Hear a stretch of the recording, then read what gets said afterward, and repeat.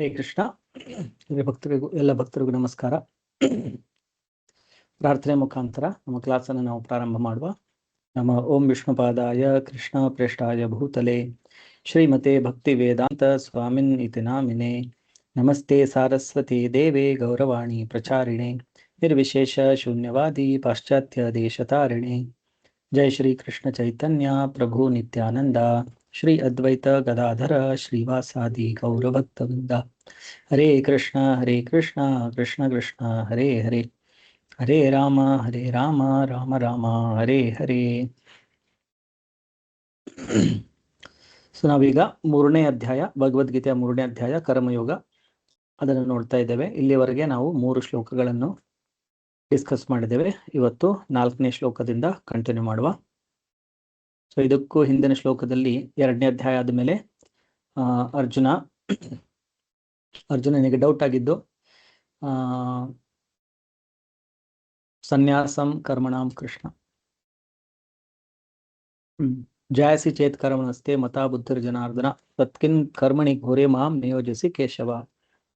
So ಬುದ್ಧಿಯು ಕಾಮ್ಯ ಕರ್ಮಕ್ಕಿಂತ ಉತ್ತಮ ಎಂದು ನೀನು ಭಾವಿಸುವುದಾದರೆ ನನ್ನನ್ನು ಈ ಘೋರ ಯುದ್ಧದಲ್ಲಿ ಏಕೆ ತೊಡಗಿಸಲು ನೀನು ಬಯಸುವೆ ಅಂತೇಳಿ ಅರ್ಜುನ ಕೃಷ್ಣನಿಗೆ ಪ್ರಶ್ನೆ ಕೇಳ್ತಾ ಇರೋದು. ಯಾಕಂದ್ರೆ ಹಿಂದಿನ ಅಧ್ಯಾಯದಲ್ಲಿ ಸಾಂಖ್ಯಯೋಗ ಮತ್ತು ಭಕ್ತಿ ಯೋಗ ಎರಡರ ಬಗ್ಗೆನೂ ಕೃಷ್ಣ ಹೇಳಿದ್ದಾನೆ. ಸೊ ಅದನ್ನ ಕೆಲವೊಮ್ಮೆ ಜನರು ತಪ್ಪಾಗಿ ತಿಳಿದುಕೊಂಡು ಅಧ್ಯಾತ್ಮದಲ್ಲಿ ನಾವು ಮುಂದೆ ಹೋಗ್ಬೇಕಂತಂದ್ರೆ ನಾವೆಲ್ಲ ನಮ್ಮ ಕೆಲಸಗಳನ್ನು ಬಿಟ್ಬಿಟ್ಟು ಎಲ್ಲೋ ಕಾಡಿಗೆ ಹೋಗಿ ಸನ್ಯಾಸ ತೆಗೆದುಕೊಂಡ್ರಷ್ಟೇ ನಾವು ಅಧ್ಯಾತ್ಮದಲ್ಲಿ ಬೆಳೆಯಬಹುದು. ಸೊ ಈ ತರ ತಪ್ಪು ಕಲ್ಪನೆಗಳು ಇರಬಾರ್ದಂತೇಳಿ ಅದನ್ನ ಅರ್ಜುನ ಇಲ್ಲಿ ಕ್ಲಾರಿಫೈ ಮಾಡಿಸ್ತಾ ಇರೋದು. ಅದಕ್ಕೆ ಉತ್ತರವಾಗಿ ಕೃಷ್ಣ ಹೇಳಿರೋದು 3ನೇ ಶ್ಲೋಕದಲ್ಲಿ, ಲೋಕೇಸ್ಮಿನ್ ವಿವಿಧ ನಿಷ್ಠಾ ಪುರಾ ಪ್ರೋಕ್ತ ಮಯಾ ನಗ ಜ್ಞಾನಯೋಗೇನ ಸಾಂಖ್ಯಾನಾಂ ಕರ್ಮಯೋಗೇನ ಯೋಗಿನಾಂ. ಸೊ 2 ಪ್ರಕಾರದ ಜನರಿದ್ದಾರೆ. ಆತ್ಮ ಸಾಕ್ಷಾತ್ಕಾರವನ್ನು ಪಡೆಯಲು 2 ಬಗೆಯ ಮನುಷ್ಯರು ಪ್ರಯತ್ನಿಸುತ್ತಾರೆ. ಕೆಲವರು ಅದನ್ನು ಅನುಭವಗಮ್ಯವಾದ ತತ್ವಜ್ಞಾನದ ಊಹೆ ಮೂಲಕ ಸಾಧಿಸಲು ಪ್ರಯತ್ನಿಸುತ್ತಾರೆ. ಅಂದ್ರೆ ಅವರನ್ನ ಜ್ಞಾನಿಗಳಂತ ಹೇಳ್ತಾರೆ. ಅವರು ಕೇವಲ ಉಪನಿಷತ್ತು ಓದುವುದು ಅಥವಾ ಅದಿಲ್ಲದೇನೋ ತಮ್ಮದೇ ಒಂದು ಊಹೆ ಮುಖಾಂತರ ಪರಮ ಸತ್ಯವನ್ನು ತಿಳಿದುಕೊಳ್ಳಿಕ್ಕೆ ಪ್ರಯತ್ನ ಪಡೋರು. ಮತ್ತೆ ಬೇರೆ ಕ್ಯಾಟಗರಿಯವರು, ಇನ್ನೊಂದು ವಿಭಾಗದ ಜನ, ಅವರು ಭಕ್ತಿ ಸೇವೆ ಮೂಲಕ ಆಧ್ಯಾತ್ಮಿಕತೆಯಲ್ಲಿ ಪ್ರಗತಿಯನ್ನು ಸಾಧಿಸಲು ಪ್ರಯತ್ನಿಸುತ್ತಾರೆ ಅಂತ ಹೇಳಿ ಕೃಷ್ಣ ಇದರ ಹಿಂದಿನ ಶ್ಲೋಕದಲ್ಲಿ ಹೇಳಿರೋದು. ಅದರ ಮುಂದುವರಿಸ್ತಾ 4ನೇ ಶ್ಲೋಕದಲ್ಲಿ ನ ಕರ್ಮಣಾಂ ಅನಾರಂಭಾನ್ ನೈಷ್ಕರ್ಮ್ಯಂ ಪುರುಷೋಷ್ಣುತೆ ನಚ ಸನ್ಯಸನಾದೇವ ಸಿದ್ಧಿಂ ಸಮಧಿಗಚ್ಚತಿ. ಸೊ ಕಾರ್ಯ ಮಾಡದಿರುವುದರಿಂದಲೇ ಪ್ರತಿಕ್ರಿಯೆಯಿಂದ ಬಿಡುಗಡೆ ದೊರೆಯುವುದಿಲ್ಲ. ಸೊ ಇಲ್ಲಿ ಕೃಷ್ಣ ಹೇಳ್ತಾ ಇರೋದು ನ ಕರ್ಮಣಾಂ ಅನಾರಂಭಾನ್, ಕರ್ಮವನ್ನು ಆರಂಭ ಮಾಡದೇ ಇರೋದು ಅಂದ್ರೆ ಕರ್ಮವನ್ನು ಮಾಡದೇ ಇರೋದು. ಕೇವಲ ಕರ್ಮ ಮಾಡದೇ ಇದ್ರೇನೆ ನಾನು ಈ ಕರ್ಮದ ಪ್ರತಿಕ್ರಿಯೆಯಿಂದ ಬಿಡುಗಡೆಯನ್ನು ಹೊಂದುತ್ತೇನೆ ಅಂಥೇಳಿ ಕೆಲವೊಬ್ಬರು ಅದನ್ನು ಭಾವಿಸಿದರೆ ಅದು ತಪ್ಪು ಅಂತ ಹೇಳಿ ಕೃಷ್ಣ ಹೇಳ್ತಾ ಇದ್ದಾರೆ. ಅಂದ್ರೆ ಈ ಯಾರು ಜ್ಞಾನಿಗಳಂತೇಳಿ ಏನು ಹೇಳ್ತಾರೆ ಅವರು ಏನಂತೇಳಿ ಅವರ ವಿಚಾರ ಅಂತಂತಂದ್ರೆ ಈ ಭೌತಿಕ ಜಗತ್ತಿನಲ್ಲಿ ಆತ್ಮವು ಸಿಕ್ಕಿ ಹಾಕಿಕೊಂಡಿರೋದು ಕರ್ಮ ಮಾಡೋದ್ರಿಂದ. ಸೊ ಪ್ರತಿ ಕರ್ಮ ಮಾಡಿದ್ರೆ ಅದಕ್ಕೆ ಒಂದು ಪ್ರತಿಫಲ ಇದ್ದೇ ಇರುತ್ತೆ, ಅದು ಒಳ್ಳೆಯದಾಗಿರ್ಲಿ ಅಥವಾ ಕೆಟ್ಟದಾಗಿರ್ಲಿ. ಸೊ ಒಳ್ಳೆ ಪ್ರತಿಫಲವಾಗಿರ್ಲಿ ಅಥವಾ ಕೆಟ್ಟ ಪ್ರತಿಫಲವಾಗಿರ್ಲಿ ಅದನ್ನು ಅನುಭವಿಸಬೇಕಂದ್ರೆ ಮತ್ತೊಂದು ಜನ್ಮ ತೆಗೆದುಕೊಳ್ಳಬೇಕು. ಸೊ ಕರ್ಮವೇ ನಮ್ಮ ಬಂಧನಕ್ಕೆ ಕಾರಣ. ಸೊ ನಾನು ಕರ್ಮ ಮಾಡೋದು ಬಿಟ್ಬಿಟ್ರೆ ಅವಾಗ ಅದಕ್ಕೆ ಫಲಾನೂ ಇರಲ್ಲ. ಸೊ ಅದರಿಂದ ನಾನು ಮೋಕ್ಷವನ್ನು ಹೊಂದ್ಬೋದು, ನನಗೆ ಮತ್ತೊಂದು ಜನ್ಮ ಸಿಗುವುದಿಲ್ಲ. ಆ ರೀತಿ ಭಾವಿಸುವವರು ಇರ್ತಾರೆ, ಅದನ್ನು ಜ್ಞಾನಿಗಳು ಅಂತ ಹೇಳ್ತಾರೆ. ಆದರೆ ಇಲ್ಲಿ ಕೃಷ್ಣ ಹೇಳ್ತಾ ಇರೋದು ಕೇವಲ ನಾನು ಕೆಲಸ ಮಾಡೋದು ಬಿಟ್ಬಿಟ್ರೆ, ಕರ್ಮ ಮಾಡೋದು ಬಿಟ್ಟು ಕಾಡಿಗೆ ಹೋಗಿ ಸುಮ್ಮನೆ ಕೂತ್ಕೊಂಡ್ರೆ ನಾನು ಈ ಪ್ರತಿಕ್ರಿಯೆಯಿಂದ ಕರ್ಮ ಫಲದಿಂದ ಬಿಡುಗಡೆ ಹೊಂದುತ್ತೇನೆ, ಅದು ಸರಿಯಲ್ಲ, ಅದು ನಿಜವಲ್ಲ ಅಂತ ಹೇಳಿ ಕೃಷ್ಣ ಇಲ್ಲಿ ಹೇಳ್ತಾ ಇರೋದು. ನ ಕರ್ಮಣಾಂ ಅನಾರಂಭಾನ್ ನೈಷ್ಕರ್ಮ್ಯಂ ಪುರುಷೋಷ್ಣುತೆ. ಸೊ ಒಬ್ಬ ವ್ಯಕ್ತಿಯು ನೈಷ್ಕರ್ಮ್ಯ ಅಂತಂತಂದ್ರೆ ಕರ್ಮಫಲ ಇಲ್ಲದೆ ಇರೋದು. ಸೊ ಕರ್ಮಫಲ ಇಲ್ಲದೆ ಇರೋದು ಅಂತಂತಂದ್ರೆ ಮತ್ತೆ ಒಂದು ಜನ್ಮ ಸಿಗೋದಿಲ್ಲ. ಯಾಕಂದ್ರೆ ಫಲ ಇದ್ದಾಗ ಮತ್ತೆ ಅದಕ್ಕೆ ಜನ್ಮ ತೆಗೆದುಕೊಳ್ಬೇಕಾಗುತ್ತೆ. ಸೊ ಕರ್ಮವನ್ನು ಆರಂಭ ಮಾಡದೇ ಇದ್ರೆ ಅಂದ್ರೆ ಕರ್ಮ ಮಾಡದೇ ಇದ್ರೆ ನೈಷ್ಕರ್ಮ್ಯವನ್ನು ಹೊಂದಲಿಕ್ಕೆ ಸಾಧ್ಯವಿಲ್ಲ. ನಚ ಸನ್ಯಾಸನಾದೇವ ಸಿದ್ಧಿಂ ಸಮಧಿಗಚ್ಚತಿ. ಸೊ ಕೇವಲ ನಾನು ಸನ್ಯಾಸವನ್ನು ತೆಗೆದುಕೊಂಡು ಬಿಟ್ರೆ ನಾನೀಗ ಮುಕ್ತನಾಗಿಬಿಟ್ಟೆ, ಅದು ಕೂಡ ನಿಜ ಅಲ್ಲ ಅಂತ ಹೇಳಿ ಇಲ್ಲಿ ಕೃಷ್ಣ ಹೇಳ್ತಾ ಇರೋದು. ಇದನ್ನ ಯಾಕೆ ಕೃಷ್ಣ ಹೇಳ್ತಾ ಇರೋದು ಅಂತಂದ್ರೆ, ಯಾಕಂದ್ರೆ ಅರ್ಜುನ ಆತರ ಥಿಂಕ್ ಮಾಡಿದ್ದು. ಬುದ್ಧಿಯೋಗ ಅಂತಂದ್ರೆ ನಾನು ಕೇವಲ ಆಧ್ಯಾತ್ಮಿಕ ವಿಷಯಗಳನ್ನು ತಿಳಿದುಕೋಬೇಕು, ಪರಮ ಸತ್ಯವನ್ನು ನಾನು ತಿಳಿದುಕೊಳ್ಳಿಕ್ಕೆ ಕೇವಲ ನಾನು ಬುದ್ಧಿಯನ್ನು ಉಪಯೋಗಿಸಿ ಅದನ್ನು ತಿಳಿದುಕೊಳ್ಳಿಕ್ಕೆ ಪ್ರಯತ್ನ ಪಡಬೇಕು, ಕೆಲಸ ಎಲ್ಲ ಮಾಡೋದು ಬಿಟ್ಬಿಡ್ಬೇಕು, ಎಲ್ಲ ಒಂದ್ ಕಡೆ ಹೋಗಿ ಕಾಡಿನಲ್ಲಿ ಸನ್ಯಾಸ ತೆಗೆದುಕೊಂಡು ಇದ್ದು ಬಿಟ್ರೆ ನಾನು ಸಿದ್ಧಿಯನ್ನು ಪ್ರಾಪ್ತ ಮಾಡಬಹುದಾ ಅಂತೇಳಿ ಅರ್ಜುನನ ಪ್ರಶ್ನೆ ಇತ್ತು. ಸೊ ಹಾಗಿದ್ದಾಗ ಯಾಕೆ ಮತ್ತೆ ನೀನು ಈ ಘೋರವಾದ ಯುದ್ಧದಲ್ಲಿ ನನ್ನನ್ನು ತೊಡಗಿಸ್ಲಿಕ್ಕೆ ನೀನು ಪ್ರೇರೇಪಿಸ್ತಿದ್ಯಾ? ಸೊ ಈ ತರ ಅರ್ಜುನನ ಸಂದೇಹ ಇತ್ತಿತ್ತು. ಅದಕ್ಕೆ ಇಲ್ಲಿ ಕೃಷ್ಣ ಹೇಳ್ತಾ ಇರೋದು, ಕೇವಲ ಕೆಲಸ ಮಾಡೋದು ಬಿಟ್ಬಿಟ್ರೆ ನಮಗೆ ಮುಕ್ತಿ ಸಿಗುತ್ತೆ ಅಂತ ಹೇಳಿದು ಅದು ನಿಜ ಅಲ್ಲ. ಮತ್ತೆ ಸನ್ಯಾಸ ತೆಗೆದುಕೊಂಡು ಬಿಟ್ರೆ ಅಷ್ಟೇ ಒಬ್ಬ ವ್ಯಕ್ತಿ ಸಿದ್ಧಿಯನ್ನು ಪ್ರಾಪ್ತ ಮಾಡಿದ್ದಾನೆ, ಅದು ಕೂಡ ನಿಜ ಅಲ್ಲ ಅಂತೇಳಿ ಇಲ್ಲಿ ಕೃಷ್ಣ ಹೇಳ್ತಾ ಇರೋದು ಈ ಶ್ಲೋಕದಲ್ಲಿ. ಭಾವಾರ್ಥ: ಲೌಕಿಕ ಜನರ ಹೃದಯಗಳನ್ನು ಪರಿಶುದ್ಧಗೊಳಿಸಲು ವಿಧಿಸಿರುವ ಕರ್ತವ್ಯಗಳಿವೆ. ಇವನ್ನು ನಿರ್ವಹಿಸಿ ಪರಿಶುದ್ಧನಾದ ನಂತರ ಮನುಷ್ಯನು ಸನ್ಯಾಸವನ್ನು ಸ್ವೀಕರಿಸಬಹುದು. ಪರಿಶುದ್ಧವಾಗದೆ ಥಟ್ಟನೆ ಸನ್ಯಾಸವನ್ನು ಸ್ವೀಕರಿಸಿದ ಮನುಷ್ಯನಿಗೆ ಜಯವು ಲಭಿಸುವುದಿಲ್ಲ. ಸೊ ಇಲ್ಲಿ ಹೇಳ್ತಾ ಇರೋದು, ಸನಾತನ ಧರ್ಮದಲ್ಲಿ ಬ್ರಾಹ್ಮಣ, ಕ್ಷತ್ರಿಯ, ವೈಶ್ಯ, ಶೂದ್ರ ಅಂತೇಳಿ ಸಮಾಜವನ್ನು ವಿಂಗಡಿಸಿದ್ದಾರೆ. ಅದೇ ರೀತಿ ಬ್ರಹ್ಮಚಾರಿ, ಗೃಹಸ್ಥ, ವಾನಪ್ರಸ್ಥ ಮತ್ತು ಸನ್ಯಾಸ ಅಂತೇಳಿ ಅದನ್ನು ಕೂಡ ವಿಂಗಡಣೆ ಮಾಡಲಾಗಿದೆ. ಒಬ್ಬ ವ್ಯಕ್ತಿ ತನ್ನ ಜೀವನದ ಪ್ರಥಮ ಚರಣದಲ್ಲಿ ಬ್ರಹ್ಮಚಾರಿ ಆಶ್ರಮದಲ್ಲಿ ಇದ್ದುಕೊಂಡು ಬ್ರಹ್ಮಚಾರ್ಯವನ್ನು ಪಾಲನೆ ಮಾಡಿ, ಮುಂದೆ ಗೃಹಸ್ಥಾಶ್ರಮವನ್ನು ಪಾಲನೆ ಮಾಡಿ, ಅದಾದ್ಮೇಲೆ ವಾನಪ್ರಸ್ಥ, ಅದಾದ್ಮೇಲೆ ಸನ್ಯಾಸವನ್ನು ಸ್ವೀಕರಿಸಬಹುದು. ಸೊ ಈ ರೀತಿ ವರ್ಣಾಶ್ರಮ ಅಂತೇಳಿ ಸನಾತನ ಧರ್ಮದಲ್ಲಿ ಒಂದು ಸಿಸ್ಟಮ್ ಅನ್ನು ಮಾಡಿದ್ದಾರೆ. ಅದರದ್ದು ಗೋಲ್ ಏನಪ್ಪಾ ಅಂತಂತಂದ್ರೆ, ಅಲ್ಟಿಮೇಟ್ ಆಗಿ ಆ ಆತ್ಮ ಏನಿದೆ ಅದು ಮುಕ್ತಿಯನ್ನು ಹೊಂದುವುದು, ಕೃಷ್ಣನ ಬಳಿಗೆ ಮರಳಿ ಹೋಗುವುದು. ಈ ಉದ್ದೇಶದಿಂದ ಈ ಬ್ರಹ್ಮಚರ್ಯ, ಗೃಹಸ್ಥ, ವಾನಪ್ರಸ್ಥ ಮತ್ತು ಸನ್ಯಾಸ ಅಂತೇಳಿ 4 ಆಶ್ರಮಗಳನ್ನು ಮಾಡಿದೆ. 4 ಕೂಡ ಆಶ್ರಮ ಅಂತೇಳಿ ಹೇಳ್ತಾರೆ. ಆಶ್ರಮ ಅಂತಂತಂದ್ರೆ ಆ ಒಂದು ಏನು ಸ್ತರ ಇದೆ, ಆ ಸ್ತರದಲ್ಲಿ ನಾವು ಆಧ್ಯಾತ್ಮಿಕ ಪ್ರಗತಿಯನ್ನು ಮಾಡ್ಲಿಕ್ಕೇನೆ ನಮ್ಮ ಪ್ರಯತ್ನ ನಡೀತಾ ಇದೆ. ಬ್ರಹ್ಮಚರ್ಯವಾಗಿರ್ಲಿ, ಗೃಹಸ್ಥರಾಗಿರ್ಲಿ, ವಾನಪ್ರಸ್ಥರಾಗಿರ್ಲಿ ಅಥವಾ ಸನ್ಯಾಸರಾಗಿರ್ಲಿ, ಯಾವುದೇ ಆಶ್ರಮದಲ್ಲಿ ಇದ್ರೂ ಕೂಡ ಜೀವನದ ಉದ್ದೇಶ ಏನಂತಂದ್ರೆ ಆಧ್ಯಾತ್ಮಿಕ ಪ್ರಗತಿಯನ್ನು ಹೊಂದುವುದು. ಸೊ ಕೆಲವೊಮ್ಮೆ ಈ ಎಲ್ಲ ಹಂತಗಳನ್ನು ದಾಟದೆ ಆಲ್ ಆಫ್ ಅ ಸಡನ್ ಥಟ್ಟನೆ ಯಾರಾದರೂ ಸನ್ಯಾಸ ಸ್ವೀಕರಿಸಿಬಿಟ್ರೆ ಅವರಿಗೆ ಜಯ ಸಿಗುವುದು, ಜಯ ಲಭಿಸುವುದಿಲ್ಲ ಅಂತ ಹೇಳಿ ಹೇಳಿದ್ದಾರೆ ಇಲ್ಲಿ. ಯಾಕಂದ್ರೆ ಇದೆಲ್ಲ ಏನು ಬ್ರಹ್ಮಚರ್ಯ, ಗೃಹಸ್ಥ, ವಾನಪ್ರಸ್ಥ ಅಂತೇಳಿ ಹೇಳಿದೆ, ಅದು ಮನುಷ್ಯನ ಹೃದಯವನ್ನು ಶುದ್ಧಗೊಳಿಸ್ಲಿಕ್ಕೆ ಅದರಲ್ಲಿ ಪ್ರತಿಯೊಂದು ಆಶ್ರಮದಲ್ಲಿ ಅದರದೇ ಆದಂಥ ಕರ್ತವ್ಯಗಳಿರುತ್ತವೆ. ಸೊ ಆ ಕರ್ತವ್ಯಗಳನ್ನು ಸರಿಯಾಗಿ ಪಾಲನೆ ಮಾಡಿದಾಗ ಕ್ರಮೇಣವಾಗಿ ಒಬ್ಬ ವ್ಯಕ್ತಿಯ ಹೃದಯ ಪರಿಶುದ್ಧವಾಗುತ್ತೆ. ಸೊ ಆವಾಗ ಅಂಥ ವ್ಯಕ್ತಿ ಸನ್ಯಾಸವನ್ನು ಸ್ವೀಕರಿಸಬಹುದು. ಸೊ ಮನಸ್ಸಿನಲ್ಲಿ ಎಲ್ಲಾ ಕಲ್ಮಶಗಳನ್ನು ಇಟ್ಕೊಂಡು ಸನ್ಯಾಸವನ್ನು ಸ್ವೀಕರಿಸ್ಬಿಟ್ರೆ ಆ ಸನ್ಯಾಸವನ್ನು ಪಾಲನೆ ಮಾಡ್ಲಿಕ್ಕೆ ಆಗಲ್ಲ, ಅಲ್ಲಿಂದ ಪತನವಾಗುತ್ತೆ. ಅನುಭವಗಮ್ಯ ತತ್ವಶಾಸ್ತ್ರಜ್ಞರ ಅಭಿಪ್ರಾಯದಲ್ಲಿ, ಅಂದ್ರೆ ಯಾರನ್ನ ಜ್ಞಾನಿಗಳಂತೇಳಿ ಹೇಳ್ತಾರೆ, ಅವರ ಅಭಿಪ್ರಾಯದಲ್ಲಿ ಅವ್ರೇನ್ ಹೇಳ್ತಾರೆ ಅಂತಂದ್ರೆ, ಸನ್ಯಾಸವನ್ನು ಸ್ವೀಕರಿಸಿದ ಮಾತ್ರದಿಂದಲೇ ಅಥವಾ ಫಲಾಪೇಕ್ಷಿತ ಕರ್ಮದಿಂದ ದೂರವಾದ ಮಾತ್ರಕ್ಕೆ ಮನುಷ್ಯನು ಕೂಡಲೇ ನಾರಾಯಣನಿಗೆ ಸಮನಾಗುವನು. ಸೊ ಈ ಯಾರು ಮಾಯಾವಾದಿ ಸನ್ಯಾಸಿಗಳಂತೇಳಿ ಇರ್ತಾರೆ ಅವ್ರೇನ್ ಹೇಳ್ತಾರೆ ಅಂತಂತಂದ್ರೆ, ಸನ್ಯಾಸ ಸ್ವೀಕರಿಸ ಕೂಡಲೇ ಅವರು ಒಬ್ಬರನ್ನೊಬ್ಬರು ಓಂ ನಮೋ ನಾರಾಯಣಾಯ ಅಂತೇಳಿ ಸಂಬೋಧಿಸ್ಲಿಕ್ಕೆ ಶುರು ಮಾಡ್ತಾರೆ. ಅಂದ್ರೆ ಸನ್ಯಾಸ ತಗೊಂಡ್ಬಿಟ್ರೆ ಅವನು ನಾರಾಯಣನಿಗೆ ಸಮ ಆಗ್ಬಿಟ್ಟ ಅಂತೇಳಿ ಅವ್ರು ಹೇಳ್ತಾರೆ. ಆಕ್ಚುಲಿ ಶಾಸ್ತ್ರದಲ್ಲಿ ಹೇಳಿರೋದು ನಾರಾಯಣ ಅಂದ್ರೆ ಭಗವಂತ. ಯಾರು ಕೃಷ್ಣನಿಗೆ, ನಾರಾಯಣನಿಗೆ ಸಮನೆ ಆಗಲಿಕ್ಕೆ ಸಾಧ್ಯವಿಲ್ಲ. ಅವನನ್ನು ಅಸಮ ಊರ್ಧ್ವ ಅಂತೇಳಿ ಹೇಳ್ತಾರೆ. ಅಸಮ ಊರ್ಧ್ವ ಅಂದ್ರೆ ಅವನಿಗೆ ಸಮಾನು ಯಾರು ಇಲ್ಲ, ಅವನಿಗೆ ಮೇಲೆ ಕೂಡ ಯಾರಿಲ್ಲ. ಆದ್ರೆ ಈ ಮಾಯಾವಾದಿಗಳಂತೇಳಿ ಏನಿರ್ತಾರೆ, ಆ ಸನ್ಯಾಸಿಗಳು, ಅವ್ರು ನಾನು ಸನ್ಯಾಸ ತೆಗೆದುಕೊಂಡ್ ಕೂಡಲೇ ನಾನು ನಾರಾಯಣ ಆಗ್ಬಿಟ್ಟೆ, ಈಗ ಒಬ್ರಿಗೊಬ್ಬರವರು ಓಂ ನಮೋ ನಾರಾಯಣ ಅಂತೇಳಿ ಸಂಬೋಧನೆ ಮಾಡ್ಲಿಕ್ಕೆ ಪ್ರಾರಂಭ ಮಾಡ್ತಾರೆ. ಆದರೆ ಕೃಷ್ಣನು ಈ ತತ್ವವನ್ನು ಒಪ್ಪುವುದಿಲ್ಲ. ಹೃದಯವು ಶುದ್ಧವಾಗದೆ ಸನ್ಯಾಸವು ಸಾಮಾಜಿಕ ವ್ಯವಸ್ಥೆಯ ಶೋಭೆಯಷ್ಟೇ ಆಗುತ್ತದೆ. ಸೊ ಯಾರು ತಮ್ಮ ಮನಸ್ಸು ಶುದ್ಧವಾಗದೆ ಪ್ರಿಮೆಚೂರ್ ಆಗಿ ಯಾರು ಸನ್ಯಾಸವನ್ನು ತೆಗೆದುಕೊಳ್ತಾರೆ ಅವರು ಸೊಸೈಟಿಯಲ್ಲಿ ಒಂದು ಡಿಸ್ಟರ್ಬೆನ್ಸ್ ಅನ್ನೇ ಕ್ರಿಯೇಟ್ ಮಾಡ್ತಾರೆ. ನಾವು ಎಷ್ಟೋ ನೋಡ್ತೇವೆ, ಎಷ್ಟೋ ಸ್ವಾಮಿಗಳು, ಎಷ್ಟೋ ಬಾಬಾಸ್, ಎಲ್ಲೋ ಸ್ಪಿರಿಚುವಲ್ ಆರ್ಗನೈಸೇಷನ್ಸ್ ಲೀಡರ್ಸ್ಗಳಿರ್ತಾರೆ, ಅವ್ರದ್ದೆಲ್ಲ ಎಷ್ಟೋ ಸ್ಕ್ಯಾಂಡಲ್ಗಳಾಗಿರುತ್ತೆ. ಏನೋ ಎಕ್ಸ್ಪ್ಲಾಯ್ಟೇಷನ್ ಮಾಡಿರ್ತಾರೆ ತಮ್ಮ ಶಿಷ್ಯರನ್ನೇ, ಅವರನ್ನೆಲ್ಲ ಎಕ್ಸ್ಪ್ಲಾಯ್ಟ್ ಮಾಡಿರುವಂಥ ಎಷ್ಟೋ ಉದಾಹರಣೆಗಳು ನಾವು ನೋಡ್ತೇವೆ. ಇಂಡಿಯಾದಲ್ಲೇ ಲೇಟೆಸ್ಟ್ ಆಗಿ ನೋಡಿದ್ರೆ ಯಾವುದೋ ಒಬ್ಬ ಆಶ್ರಮದ ಒಬ್ಬ ಗುರು, ಅವನಿಗೆ ಇಂಥದ್ದೆಲ್ಲ ಸ್ಕ್ಯಾಂಡಲಲ್ಲಿ ಅವನು ಇದಾಗಿ ಅವನಿಗೆ ಜೈಲ್ ಕೂಡ ಆಗಿದೆ. ಮತ್ತೊಬ್ಬ ಇದೇ ಥರ ಒಬ್ಬ ಸ್ವಾಮಿ ಈ ಥರ ಎಲ್ಲ ಸ್ಕ್ಯಾಂಡಲ್ ಮಾಡಿಕೊಂಡು ಇಂಡಿಯಾ ಬಿಟ್ಟು ಎಲ್ಲ ಹೋಗಿ ತಂದೆ ಆದಂಥ ಒಂದು ದೇಶ ಮಾಡ್ಕೊಂಡಿದ್ದಾನೆ.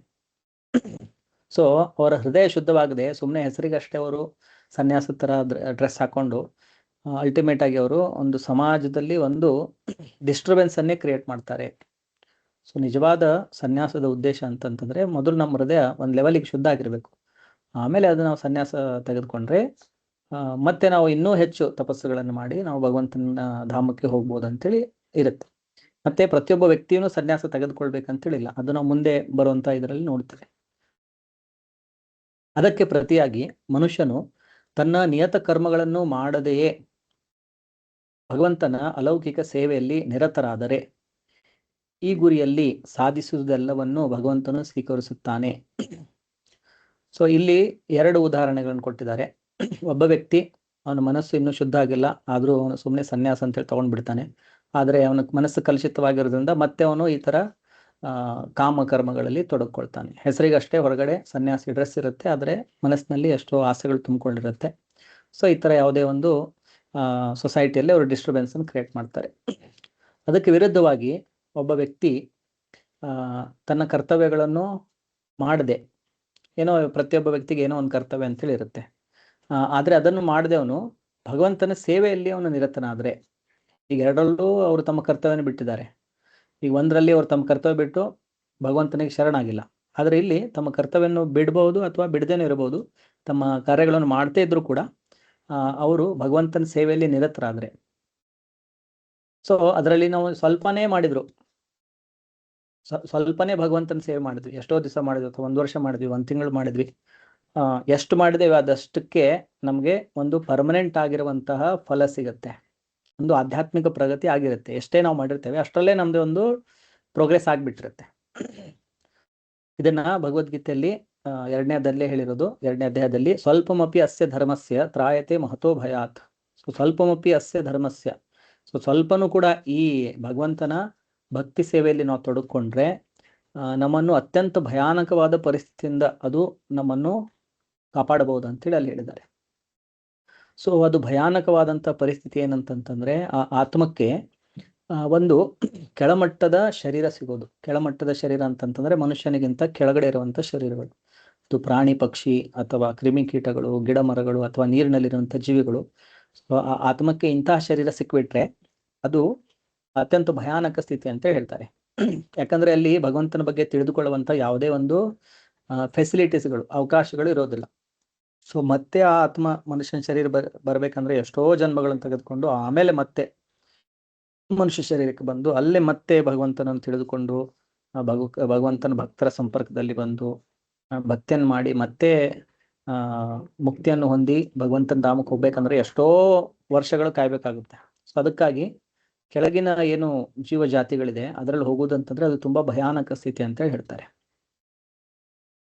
ಸೊ ಯಾವ ವ್ಯಕ್ತಿ ಸ್ವಲ್ಪವಾದ್ರೂ ಭಕ್ತಿ ಸೇವೆಯನ್ನು ಮಾಡಿದ್ದಾರೆ, ಸ್ವಲ್ಪನಾದ್ರೂ ಜಪ ಮಾಡಿದ್ದಾರೆ, ಭಗವದ್ಗೀತೆಯನ್ನು ತಿಳಿದುಕೊಂಡು ಅದನ್ನ ತಮ್ಮ ಜೀವನದಲ್ಲಿ ಅಳವಡಿಸ್ಲಿಕ್ಕೆ ಪ್ರಯತ್ನ ಪಟ್ಟಿದ್ದಾರೆ, ಭಗವಂತನಿಗೆ ನೈವೇದ್ಯ ಮಾಡಿದ್ದಾರೆ, ಭಗವಂತನ ಕೀರ್ತನೆ ಮಾಡಿದ್ದಾರೆ, ಪೂಜೆ ಮಾಡಿದ್ದಾರೆ, ಸ್ವಲ್ಪನಾದ್ರೂ ಮಾಡಿದ್ರು ಕೂಡ ಅವರಿಗೆ ಮನುಷ್ಯ ಜನ್ಮ ಸಿಗೋದು ಗ್ಯಾರಂಟಿ ಅಂತೇಳಿ ಭಗವದ್ಗೀತೆಯಲ್ಲಿ ಹೇಳಿದ್ದಾರೆ. ಸೊ ಮುಂದೆ ಅವರು ಎಲ್ಲಿವರೆಗೆ ಬಿಟ್ಟಿದ್ದಾರೆ ಅದನ್ನ ಮತ್ತೆ ಕಂಟಿನ್ಯೂ ಮಾಡ್ಬೋದಂತೆ. ಇಂತಹ ತತ್ವವನ್ನು ಸ್ವಲ್ಪ ಮಟ್ಟಿಗೆ ಆಚರಿಸಿದರೂ ಅಂತಹ ಮನುಷ್ಯನು ಮಹಾ ಕಷ್ಟಗಳನ್ನು ನಿವಾರಿಸಿಕೊಳ್ಳಬಲ್ಲ.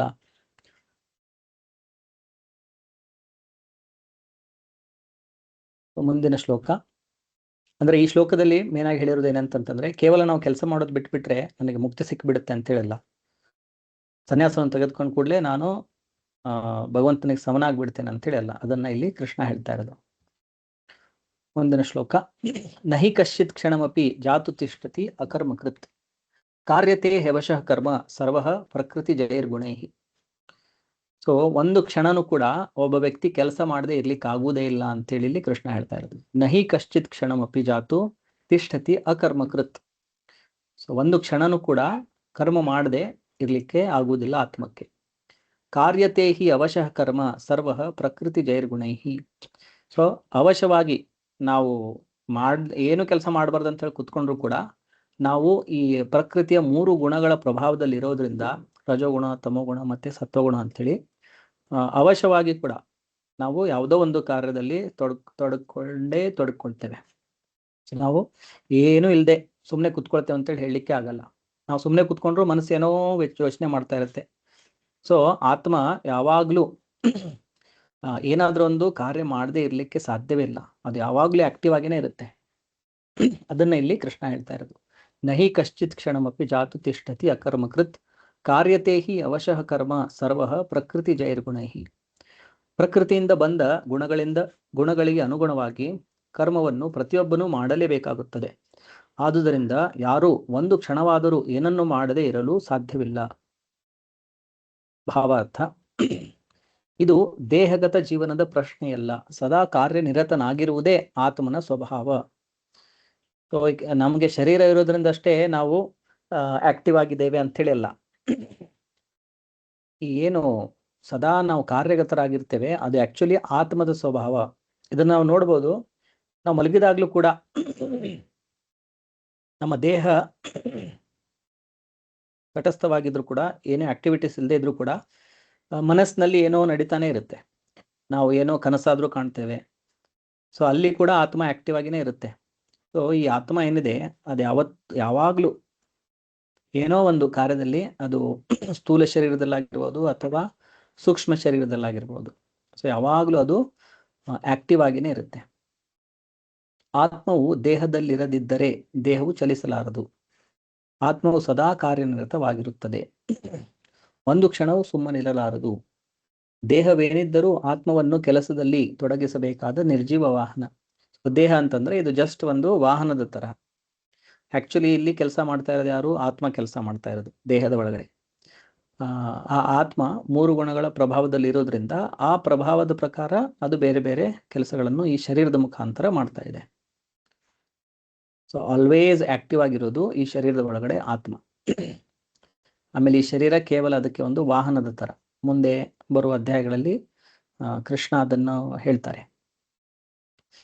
ಯಂತ್ರ ಆರೂಢಾನಿ ಮಾಯಯ, ಇದನ್ನು ಯಂತ್ರದ ರೂಪದಲ್ಲಿ ಅವರು ಉದಾಹರಣೆ ಕೊಟ್ಟಿದ್ದಾರೆ. ಸೊ ಆತ್ಮವು ಈ ಯಂತ್ರದ ಒಳಗಡೆ, ಹೇಗೆ ನಾವು ಒಂದು ಕಾರಲ್ಲಿ ಟ್ರಾವೆಲ್ ಮಾಡ್ತೇವೆ, ಆ ರೀತಿ ಆತ್ಮವು ಈ ಶರೀರದಲ್ಲಿ ಪ್ರವಾಸ ಮಾಡ್ತಾ ಇದೆ ಅಂತೇಳಿ. ಈ ಕಾರಣದಿಂದ ಆತ್ಮವು ಕೃಷ್ಣ ಪ್ರಜ್ಞೆಯ ಪುಣ್ಯ ಕಾರ್ಯದಲ್ಲಿ ತೊಡಗಿರಬೇಕು. ಸೊ ಯಾವಾಗಲೂ ಆತ್ಮವು ಆಕ್ಟಿವ್ ಇರೋದ್ರಿಂದ ಆತ್ಮದ ನಿಜವಾದ ಕಾರ್ಯ ಏನಾಗಿರ್ಬೇಕಂತಂದ್ರೆ ಕೃಷ್ಣ ಪ್ರಜ್ಞೆಯ ಕಾರ್ಯಗಳಲ್ಲಿ ಅದನ್ನು ತೊಡಗಿಸ್ಕೊಂಡಿರ್ಬೇಕು. ಸೊ ಅವಾಗ ಅದು ಮುಕ್ತಿಗೆ ಒಂದು ದಾರಿ ಆಗುತ್ತೆ. ಇಲ್ಲದೆ ಇದ್ರೆ ಅದು ಕೇವಲ ಬಂಧನಕ್ಕೆ ಕಾರಣವಾಗುತ್ತೆ. ಮತ್ತೆ ಮತ್ತೆ ಇಲ್ಲಿ ಭೌತಿಕ ಶರೀರವನ್ನು ಪಡೆದುಕೊಳ್ತಾನೆ ಇರಬೇಕಾಗತ್ತೆ. ಅದು ಕೃಷ್ಣ ಪ್ರಜ್ಞೆಯ ಕಾರ್ಯಗಳಲ್ಲಿ ಅದು ತೊಡಗಿಕೊಂಡ್ರೆ ಅದು ಆಧ್ಯಾತ್ಮಿಕ ಲೋಕಕ್ಕೆ ಹೋಗುತ್ತೆ. ಇಲ್ಲದೆ ಇದ್ರೆ ಮತ್ತೆ ಇದೇ ಬ್ರಹ್ಮಾಂಡದಲ್ಲಿ ಇನ್ನೊಂದು ಶರೀರವನ್ನು ಪಡೆದುಕೊಂಡು ಮತ್ತೆ ಜನ್ಮ ತೆಗೆದುಕೊಳ್ಬೇಕಾಗತ್ತೆ. ಇಲ್ಲವಾದರೆ ಅದು ಮಾಯಾಶಕ್ತಿಯು ನಿರ್ದೇಶಿಸಿದ ಕೆಲಸಗಳಲ್ಲಿ ನಿರತವಾಗುತ್ತದೆ. ಸೊ ಕೃಷ್ಣ ಪ್ರಜ್ಞೆ ಕೆಲಸಗಳಲ್ಲಿ ನಾವು ಇಲ್ದಿದ್ರೆ, ಯಾವಾಗಲೂ ಆತ್ಮ ಕಾರ್ಯಶೀಲರಾಗಿರೋದ್ರಿಂದ ನಾವು ಕೃಷ್ಣ ಪ್ರಜ್ಞೆಯಲ್ಲಿ ಕೆಲಸ ಮಾಡದೇ ಇದ್ರೆ, ಅದು ಬಿಟ್ರೆ ಬೇರೆ ಆಪ್ಷನ್ ಇರೋದಂತಂದ್ರೆ ಮಾಯಾದೇವಿಯ ನಿರ್ದೇಶನದ ಪ್ರಕಾರ ನಾವು ಕೆಲಸಗಳಲ್ಲಿ ತೊಡಕೊಂಡಿರ್ಬೇಕು. ಸೊ ಆತ್ಮಕ್ಕೆ 2 ಆಪ್ಷನ್ ಇದೆ. ಒಂದು ಕೃಷ್ಣನ ಸೇವೆ ಮಾಡೋದು, ಇಲ್ಲಾಂದ್ರೆ ಮಾಯೆಯ ಸೇವೆ ಮಾಡೋದು. ಅದು ಬಿಟ್ರೆ 3ನೇ ಆಪ್ಷನ್ ಇಲ್ಲ. ಸೊ ಯಾವಾಗ ಅದು ಆ ಕೃಷ್ಣನ ಸೇವೆಯಲ್ಲಿ ಇಲ್ಲವೋ ಅದು ಆಟೋಮೆಟಿಕ್ ಆಗಿ ಮಾಯೆಯ ಸೇವೆಯಲ್ಲಿ ತೊಡಕೊಂಡಿರುತ್ತೆ. ಅದು ಮಾಯೆಯ ಸೇವೆ ಮಾಡ್ತಾ ಇಲ್ಲ ಅಂತಂದ್ರೆ ಅದು ಕೃಷ್ಣನ ಸೇವೆ ಮಾಡ್ತಾ ಇರುತ್ತೆ. ಐಹಿಕ ಶಕ್ತಿಯೊಡನೆ ಸಂಪರ್ಕವಿದ್ದಾಗ ಆತ್ಮವು ಐಹಿಕ ಗುಣಗಳನ್ನು ಪಡೆದುಕೊಳ್ಳುತ್ತದೆ.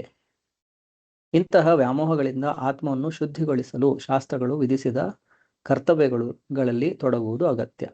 ಆದರೆ ಆತ್ಮವು ಕೃಷ್ಣ ಪ್ರಜ್ಞೆಯ ತನ್ನ ಸಹಜ ಕ್ರಿಯೆಯಲ್ಲಿ ತೊಡಗಿದ್ದರೆ ಅದು ಮಾಡಿದುದೆಲ್ಲ ಅದಕ್ಕೆ ಒಳಿತಾದದೇ ಆಗುತ್ತದೆ. ಸೊ ಭೌತಿಕ ಸಂಸಾರದ ನಾವು ಸಂಪರ್ಕದಲ್ಲಿ ಬಂದಾಗ ಆಟೋಮೆಟಿಕ್ ಆಗಿ ನಾವು ಈ ಮಾಯೆಯ 3 ಗುಣಗಳ ಪ್ರಭಾವದಲ್ಲಿ ಬಂದ್ಬಿಡ್ತೇವೆ. ರಜೋಗುಣ, ಸತ್ವಗುಣ, ತಮೋಗುಣ ಅಂತೇಳಿ. ಸೊ ಆ ಗುಣಗಳಿಗೆ ಅನುಗುಣವಾಗಿ ನಮ್ಮ ಚಟುವಟಿಕೆಗಳು ಅದೇ ಥರ ಇರುತ್ತೆ. ಸತ್ವಗುಣದಲ್ಲಿದ್ದರೆ ನಾವು ಸ್ವಲ್ಪ ಸೋಬರಾಗಿ ಚಿಂತನಶೀಲರಾಗಿರ್ತೇವೆ. ಏನು ಮಾಡಬೇಕು, ಏನು ಮಾಡಬಾರ್ದು, ಜೀವನದ ಉದ್ದೇಶ ಏನು, ಈ ಥರ ಎಲ್ಲ ವಿಚಾರಗಳನ್ನು ಮಾಡ್ತಾರೆ ಸತ್ವಗುಣದಲ್ಲಿರುವವರು. ಸೊ ಹಾಗಾಗಿ ಅವರ ಕಾರ್ಯಗಳು ಕೂಡ ಅದೇ ರೀತಿಯಾಗಿರುತ್ತೆ. ರಜೋಗುಣದಲ್ಲಿರುವವರು ತುಂಬ ವ್ಯಾಮೋಹ ಆಸೆಗಳ ಹಿಂದೆ ಓಡ್ತಾ ಇರ್ತಾರೆ. ಅದು ಬೇಕು, ಇದು ಬೇಕು, ಇಂದ್ರಿಯ ತೃಪ್ತಿಯನ್ನು ಮಾಡಬೇಕು. ತಮೋಗುಣದಲ್ಲಿರೋರು ತುಂಬ ಆಲಸ್ಯಗಳಾಗಿರ್ತಾರೆ. ಸೊ ಯಾವುದೇ ಗುಣದಲ್ಲಿ ಒಬ್ಬ ವ್ಯಕ್ತಿ ಇದ್ರೂ ಕೂಡ ಶಾಸ್ತ್ರಗಳಲ್ಲಿ ಅವರ ಗುಣಗಳಿಗೆ ಅನುಗುಣವಾಗಿ ಪ್ರತಿಯೊಬ್ಬರಿಗೂ ಕೆಲವೊಂದು ಕರ್ತವ್ಯಗಳನ್ನು ಕೊಟ್ಟಿದ್ದಾರೆ. ಸೊ ಆ ಶಾಸ್ತ್ರ ವಿಧಿಗಳನ್ನು ಮಾಡ್ತಾ ಇದ್ರೆ ತಮ್ಮ ಗುಣಗಳಿಗೆ ಅನುಗುಣವಾಗಿ ಏನು ಕೊಟ್ಟಿದ್ದಾರೆ, ಸೊ ಗ್ರ್ಯಾಜುವಲ್ ಆಗಿ ಕ್ರಮೇಣವಾಗಿ ಆತ್ಮ ಏನಾಗುತ್ತೆ, ಒಂದು ಮೇಲಿನ ಹಂತಕ್ಕೆ ಹೋಗ್ತಾ ಹೋಗ್ತಾ ತಮೋಗುಣದಿಂದ ರಜೋಗುಣಕ್ಕೆ, ರಜೋಗುಣದಿಂದ ಸತ್ವಗುಣಕ್ಕೆ, ಸೊ ಅಲ್ಲಿಂದ ಮುಂದೆ ಅದು ಮುಕ್ತಿಯನ್ನು ಹೊಂದಬಹುದು. ಆದರೆ ಯಾವುದೇ ಗುಣಗಳಿದ್ರೂ ಕೂಡ, ರಜೋಗುಣ, ತಮೋಗುಣ, ಸತ್ವಗುಣದಲ್ಲಿದ್ರೂ ಕೂಡ ಇಮಿಡಿಯೇಟ್ ಆಗಿ ಯಾವುದೇ ವ್ಯಕ್ತಿ ಕೃಷ್ಣ ಪ್ರಜ್ಞೆಯಲ್ಲಿ ಡೈರೆಕ್ಟ್ ಆಗಿ ತೊಡಕೊಂಡ್ಬಿಟ್ರೆ ಅದೇನಾಗುತ್ತೆ, ಅದು ಆತ್ಮಜ ಸಹಜ ಸ್ಥಿತಿ ಆಗುತ್ತೆ. ಆತ್ಮಜ ಸಹಜ ಕ್ರಿಯೆ ಏನಂತಂತಂದ್ರೆ ಕೃಷ್ಣನ ಸೇವೆಯಲ್ಲಿ ತೊಡಕೊಳ್ಳುವುದು. ಸೊ ಅವಾಗ ಏನಾಗುತ್ತೆ, ಆಟೋಮೆಟಿಕ್ ಆಗಿ ಏನು ಕೆಳಗಿನ ಗುಣಗಳಿದೆ, ರಜೋಗುಣ, ತಮೋಗುಣ, ಅದರ ಪ್ರಭಾವ ಕಡಿಮೆ ಆಗಿ ಆಟೋಮೆಟಿಕ್ ಆಗಿ ಸತ್ವಗುಣಕ್ಕೆ ಆತ್ಮ ಬಂದ್ಬಿಡುತ್ತೆ. ಆಮೇಲೆ ಅಲ್ಲಿಂದ ಅದು ಇನ್ನೂ ಮೇಲೆ ಹೋಗಿ ಶುದ್ಧ ಸತ್ವದ ಸ್ಥಿತಿಯನ್ನು ಹೊಂದಬಹುದು. ಅದು ಮುಕ್ತಿಯ ಸ್ಥಿತಿ. ಸೊ ಶ್ರೀಮದ್ ಭಾಗವತಂದಲ್ಲಿ ಅದನ್ನು ಹೇಳಿದ್ದಾರೆ, ತ್ಯಕ್ವಾ ಸ್ವಧರ್ಮಂ ಚರಣಾಂಬುಜಂ ಹರೇರ್ ಭಜನ್ನ ಪಕ್ವೋಥ ಪತೇತ್ ತಥೋ ಯದಿ ಯತ್ರ ಕ್ವವಾ ಭದ್ರಂ ಅಭೂದಮುಷ್ಯ ಕಿಂ ಕೋವಾರ್ಥ ಆಪ್ತೋ ಅಭಜತಾಂ ಸ್ವಧರ್ಮತಃ. ಶ್ರೀಮದ್ ಭಾಗವತಂದಲ್ಲಿ ಹೇಳಿರೋದು, ಯಾವುದೇ ಒಬ್ಬ ವ್ಯಕ್ತಿ ತನ್ನ ಸ್ವಧರ್ಮ, ಪ್ರತಿಯೊಬ್ಬರಿಗೆ ಏನೋ ಒಂದು ಸ್ವಧರ್ಮ ಅಂತೇಳಿ ಇರುತ್ತೆ, ಆ ಸ್ವಧರ್ಮವನ್ನು ಬಿಟ್ಟು ಏನು ತಮ್ಮದು ವರ್ಲ್ಡ್ಲಿ ಡ್ಯೂಟೀಸ್ಗಳಿದೆ, ಏನು ನನ್ನ ಫ್ಯಾಮಿಲಿಗಾಗಿರ್ಲಿ ಅಥವಾ ನನ್ನ ಸಮಾಜಕ್ಕಾಗಿರ್ಲಿ, ನನ್ನ ಮಾಡಬೇಕಾಗಿರುವಂಥ ದೇಶಕ್ಕಾಗಿರ್ಲಿ ಏನೋ ಕರ್ತವ್ಯಗಳಿದೆ, ಕೆಲವೊಮ್ಮೆ ಆ ಎಲ್ಲ ಕರ್ತವ್ಯಗಳನ್ನು ಬದಿಗಿಟ್ಟು ಅದನ್ನು ಬಿಟ್ಬಿಟ್ಟು ಕೆಲವೊಮ್ಮೆ ನಾವು ನೋಡ್ಬೋದು ಕೆಲವೊಬ್ರು ಡೈರೆಕ್ಟ್ ಆಗಿ ಭಗವಂತನ ಸೇವೆಯಲ್ಲಿ ತೊಡ್ಕೊಂಡು ಬಿಡ್ತಾರೆ. ಸೊ ಹಾಗೆ ಮಾಡಬೇಕಾದ್ರೆ ಕೆಲವೊಮ್ಮೆ ಏನಾಗುತ್ತೆ, ಇನ್ನೂ ಅವರ ಭಕ್ತಿ ಪಕ್ವವಾಗಿಲ್ಲ. ಸೊ ಹಾಗಾಗಿ ಕೆಲವೊಮ್ಮೆ ಅವರು ಭಕ್ತಿ ಪಥವನ್ನು ಬಿಟ್ಟು ಮತ್ತೆ ತಮ್ಮ ಹಳೆಯ ಏನು ಕಾರ್ಯಗಳಿದೆ ಅದನ್ನು ಮಾಡುವಂಥ ಸಾಧ್ಯತೆಗಳಿರುತ್ತೆ. ಸೊ ಎಲ್ಲ ಬಿಟ್ಟು ಅವರು ಭಕ್ತಿಯಲ್ಲಿ ತೊಡ್ಕೊಂಡ್ರು, ಆದರೆ ಇನ್ನೂ ಪಕ್ವವಾಗದೆ, ಇನ್ನೂ ಮೆಚೂರ್ ಆಗದೆ, ಇಮ್ಮೆಚೂರ್ ಇರೋದ್ರಿಂದ ಕೆಲವೊಂದ್ಸಲ ಅವರು ಮತ್ತೆ ಮಾಯಾ ಪ್ರಭಾವಕ್ಕೆ ಒಳಗಾಗಿ ಮತ್ತೆ ತಮ್ಮ ಹಳೆಯ ಕಾರ್ಯಗಳಲ್ಲಿ ತೊಡಕೊಳ್ತಾರೆ. ಸೊ ಆ ವ್ಯಕ್ತಿಗೆ ಹೋಲಿಸಿದ್ರೆ ಇನ್ನೊಬ್ಬ ವ್ಯಕ್ತಿ ತನ್ನ ಎಲ್ಲ ಕಾರ್ಯಗಳನ್ನು ತುಂಬ ಚೆನ್ನಾಗಿ ಮಾಡ್ತಿರ್ತಾನೆ. ತಂದು ಏನು ಡ್ಯೂಟಿ ಇದೆ, ಫ್ಯಾಮಿಲಿಗಾಗಲಿ, ದೇಶಕ್ಕಾಗಲಿ, ಸಮಾಜಕ್ಕಾಗಲಿ ಎಲ್ಲ ಚಾಚು ತಪ್ಪದೆ ಎಲ್ಲ ನೀಟಾಗಿ ಮಾಡ್ತಿರ್ತಾನೆ, ಎಲ್ಲ ಪರ್ಫೆಕ್ಟಾಗಿ ಮಾಡ್ತಿರ್ತಾನೆ. ಇನ್ನೊಬ್ಬ ವ್ಯಕ್ತಿ ಅಂತಂದರೆ ಅದಂತೆಲ್ಲ ಕರ್ತವ್ಯಗಳನ್ನು ಬಿಟ್ಬಿಟ್ಟು ಭಗವಂತನ ಸೇವೆಯಲ್ಲಿ ತೊಡ್ಕೊಂಡ್ರು, ಏನೋ ಸ್ವಲ್ಪ ದಿವಸ ಮಾಡಿದ್ರು, 1 ವರ್ಷ 5 ವರ್ಷ ಮಾಡಿದ್ರು, ಆಮೇಲೆ ಏನೋ ಸ್ವಲ್ಪ ಮಾಯ ಪ್ರಭಾವವಾಗಿ ಅವರೆಲ್ಲ ಬಿಟ್ಬಿಟ್ರು, ಭಕ್ತಿಯನ್ನು ಕೂಡ ಮಾಡೋದು ಬಿಟ್ಬಿಟ್ರು. ಸೊ ಇದೆರಡೂ ಕಂಪೇರ್ ಮಾಡಿದ್ರೆ 2 ಪ್ರಕಾರದ ವ್ಯಕ್ತಿಗಳಲ್ಲಿ ತನ್ನ ಎಲ್ಲಾ ಕರ್ತವ್ಯಗಳನ್ನು ಸರಿಯಾಗಿ ಮಾಡ್ತಾ ಇರೋ ವ್ಯಕ್ತಿಗಿಂತ ಯಾರು ಎಲ್ಲಾ ಕರ್ತವ್ಯನ ಬಿಟ್ಬಿಟ್ಟು ಭಕ್ತಿಯಲ್ಲಿ ತೊಡಕೊಂಡು ಆಮೇಲೆ ಅವ್ರ ಪತನವಾದ್ರೂ ಕೂಡ ಅವರೇ ಶ್ರೇಷ್ಠ ಅಂತ ಹೇಳ್ತಾರೆ. ಅದ್ ಯಾಕೆ ಅಂತ ಹೇಳಿ ಕೂಡ ಭಾಗವತಂದಲ್ಲಿ ಮುಂದೆ ವರ್ಣನೆ ಮಾಡ್ತಾರೆ. ಯಾಕಂದ್ರೆ ಅಂತ ವ್ಯಕ್ತಿ ಪತನವಾದ್ರೂ ಕೂಡ ಅವನು ಭಕ್ತಿಯ ಸೇವೆಯನ್ನು ರುಚಿ ನೋಡಿರೋದ್ರಿಂದ ಮತ್ತೆ ಬಹುಬೇಗ ಅವನು ವಾಪಸ್ ಭಕ್ತಿ ಸೇವೆಯಲ್ಲಿ ತೊಡಗಿಕೊಳ್ತಾನೆ ಅಂತೇಳಿ. ತುಂಬಾ ದಿವಸ ಅವನು ಆ ಭಕ್ತಿಯಿಂದ ದೂರ ಇರ್ಲಿಕ್ಕೆ ಆಗಲ್ಲ. ಯಾಕಂದ್ರೆ ಒಂದು ಸಲ ಅವನು ಕೃಷ್ಣನ ಚರಣ ಕಮಲಗಳ ಸೇವೆ ಮಾಡೋದನ್ನು ಅದರ ರುಚಿಯನ್ನು ಅವನು ಸವಿದು ಬಿಟ್ಟಿರ್ತಾನೆ. ಸೊ ಹಾಗಾಗಿ ಬಹಳ ಬೇಗ ಅವನು ಮತ್ತೆ ತನ್ನ ಭಕ್ತಿಯ ದಾರಿಯಲ್ಲಿ ವಾಪಸ್ ಬರ್ತಾನೆ ಅಂತ ಹೇಳಲಾಗಿದೆ. ಸೊ ಅವನು ತನ್ನ ಎಲ್ಲಾ ಕರ್ತವ್ಯಗಳನ್ನು ಬಿಟ್ಟು ಭಗವಂತನ ಸೇವೆ ಮಾಡ್ತಾ ಮಾಡ್ತಾ ಪತನವಾದ್ರೂ ಕೂಡ ಅಂತ ವ್ಯಕ್ತಿ ಯಾರು ಎಲ್ಲಾ ಕರ್ತವ್ಯಗಳನ್ನು ತುಂಬಾ ನೀಟಾಗಿ ಮಾಡ್ತಾ ಇದ್ದಾರೆ ಅವ್ರಿಗೆ ಕಂಪೇರ್ ಮಾಡಿದ್ರೆ ಇದೇ ವ್ಯಕ್ತಿ ಶ್ರೇಷ್ಠ ಅಂತ ಹೇಳಿದ್ದಾರೆ. ಕೃಷ್ಣ ಪ್ರಜ್ಞೆಯನ್ನು ಅನುಸರಿಸುವವನು ಶಾಸ್ತ್ರಗಳು ವಿಧಿಸಿದ ಕರ್ತವ್ಯಗಳನ್ನು ಮಾಡದಿರಬಹುದು, ಭಕ್ತಿ ಸೇವೆಯನ್ನು ಸಮರ್ಪಕವಾಗಿ ಸಲ್ಲಿಸದೆ ಹೋಗಬಹುದು, ತಾನಿರಬೇಕಾದ ಮಟ್ಟದಿಂದ ಕೆಳಕ್ಕೆ ಬೀಳಬಹುದು, ಆದರೂ ಅವನಿಗೆ ನಷ್ಟವಾಗಲಿ ಕೇಡಾಗಲಿ ಇಲ್ಲ. ಆದರೆ ಶಾಸ್ತ್ರಗಳು ಪರಿಶುದ್ಧವಾಗುವುದಕ್ಕಾಗಿ ವಿಧಿಸಿದ ಎಲ್ಲ ಆಜ್ಞೆಗಳನ್ನು ಪಾಲಿಸಿದರೂ ಆತನು ಕೃಷ್ಣ ಪ್ರಜ್ಞೆಯಲ್ಲಿ ಇಲ್ಲದಿದ್ದರೆ ಏನು ಪ್ರಯೋಜನ? ಸೊ ಇದರಲ್ಲಿ ಹೈಯೆಸ್ಟ್ ಇಂಪಾರ್ಟೆನ್ಸ್ ಕೊಟ್ಟಿರೋದು ಕೃಷ್ಣನ ಸೇವೆ ಮಾಡೋದಕ್ಕೆ. ಏನು ಬೇರೆ ಬೇರೆ ವಿಧಿವಿಧಾನಗಳಿದೆ ಅದೆಲ್ಲ ಅದಕ್ಕೆ ಇನ್ಫೀರಿಯರ್.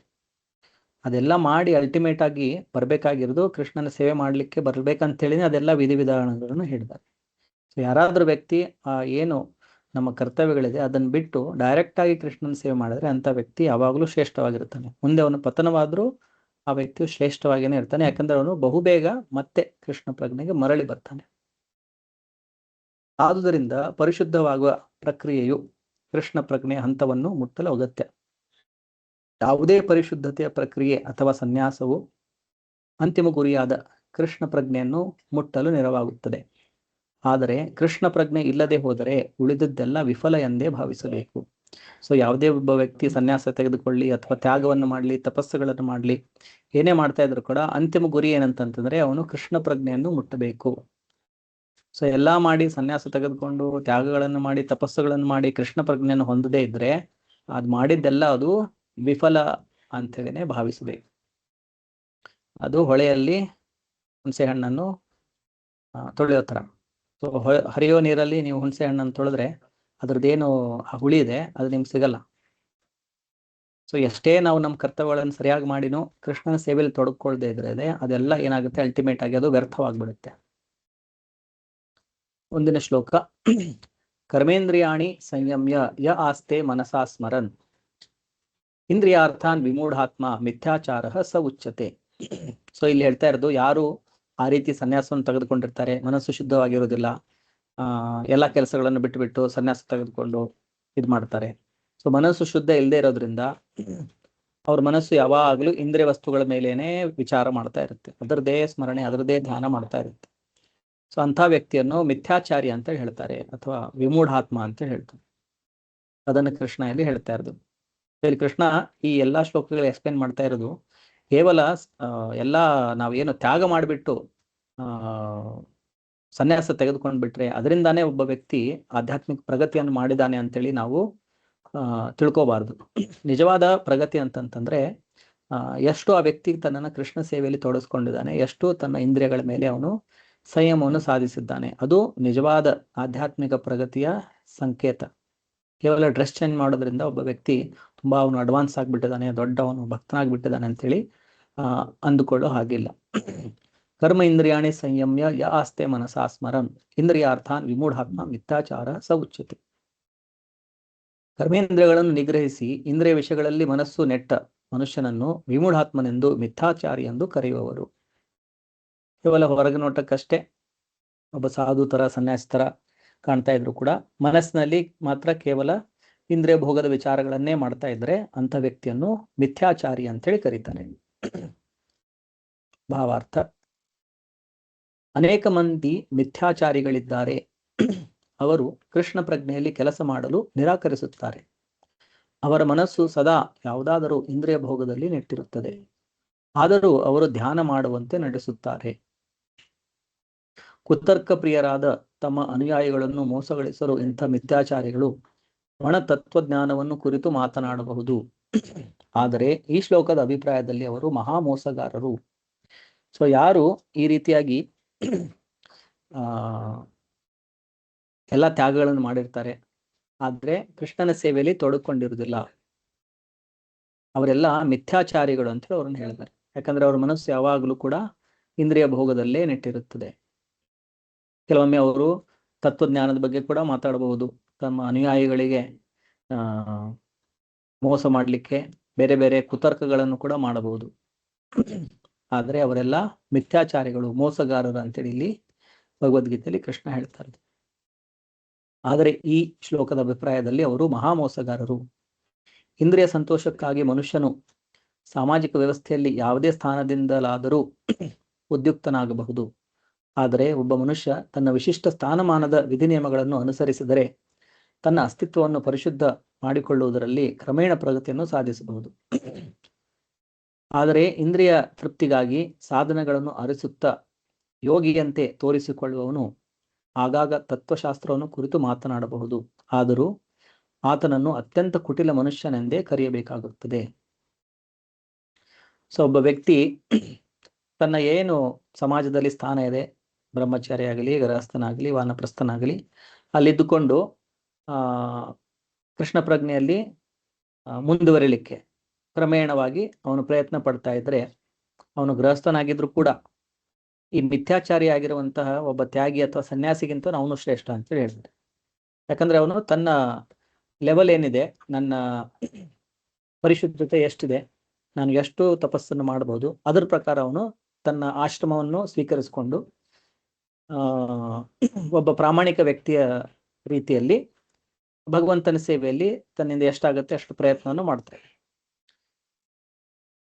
ಅವನಿಗೆ ಕಂಪೇರ್ ಮಾಡಿದ್ರೆ ಮನಸ್ಸು ಶುದ್ಧ ಆಗದೇನೆ ಸುಮ್ಮನೆ ಸನ್ಯಾಸಿಯ ತರ ಯೋಗಿ ತರ ಡ್ರೆಸ್ ಹಾಕೊಂಡು, ಆದರೆ ದುಡ್ಡು ಗಳಿಸೋದ್ರಲ್ಲೇ ಆ ಡ್ರೆಸ್ ಹಾಕೊಂಡು ಕೂಡ ಅದರಲ್ಲೂ ತಮ್ಮ ಅನುಯಾಯಿಗಳಿಂದ ದುಡ್ಡು ಗಳಿಸೋದು, ತಮಗೆ ಬಿಲ್ಡಿಂಗ್ಗಳನ್ನು ಕಟ್ಟಿಸ್ಕೊಳ್ಳೋದು ಅಥವಾ ಕಾಮ ಭೋಗದ ವಸ್ತುಗಳನ್ನು ತೆಗೆದುಕೊಳ್ಳೋದು.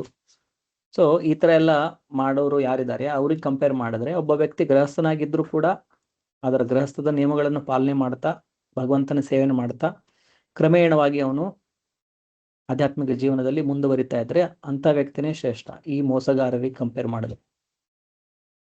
ಅಂತ ವ್ಯಕ್ತಿಗಳನ್ನು ಯಾರು ಈ ತರ ಯೋಗಿ ಅಥವಾ ಒಬ್ಬ ಸನ್ಯಾಸಿ ತರ ಸೋಗು ಹಾಕೊಂಡಿರ್ತಾರೆ, ಮತ್ತೆ ತತ್ವನು ಕೂಡ ಮಾತಾಡ್ತಾ ಇರ್ತಾರೆ, ಆದ್ರೆ ಮನಸ್ಸು ಮಾತ್ರ ಇಂದ್ರಿಯ ವಸ್ತುಗಳ ಮೇಲೆ ಇರುತ್ತೆ.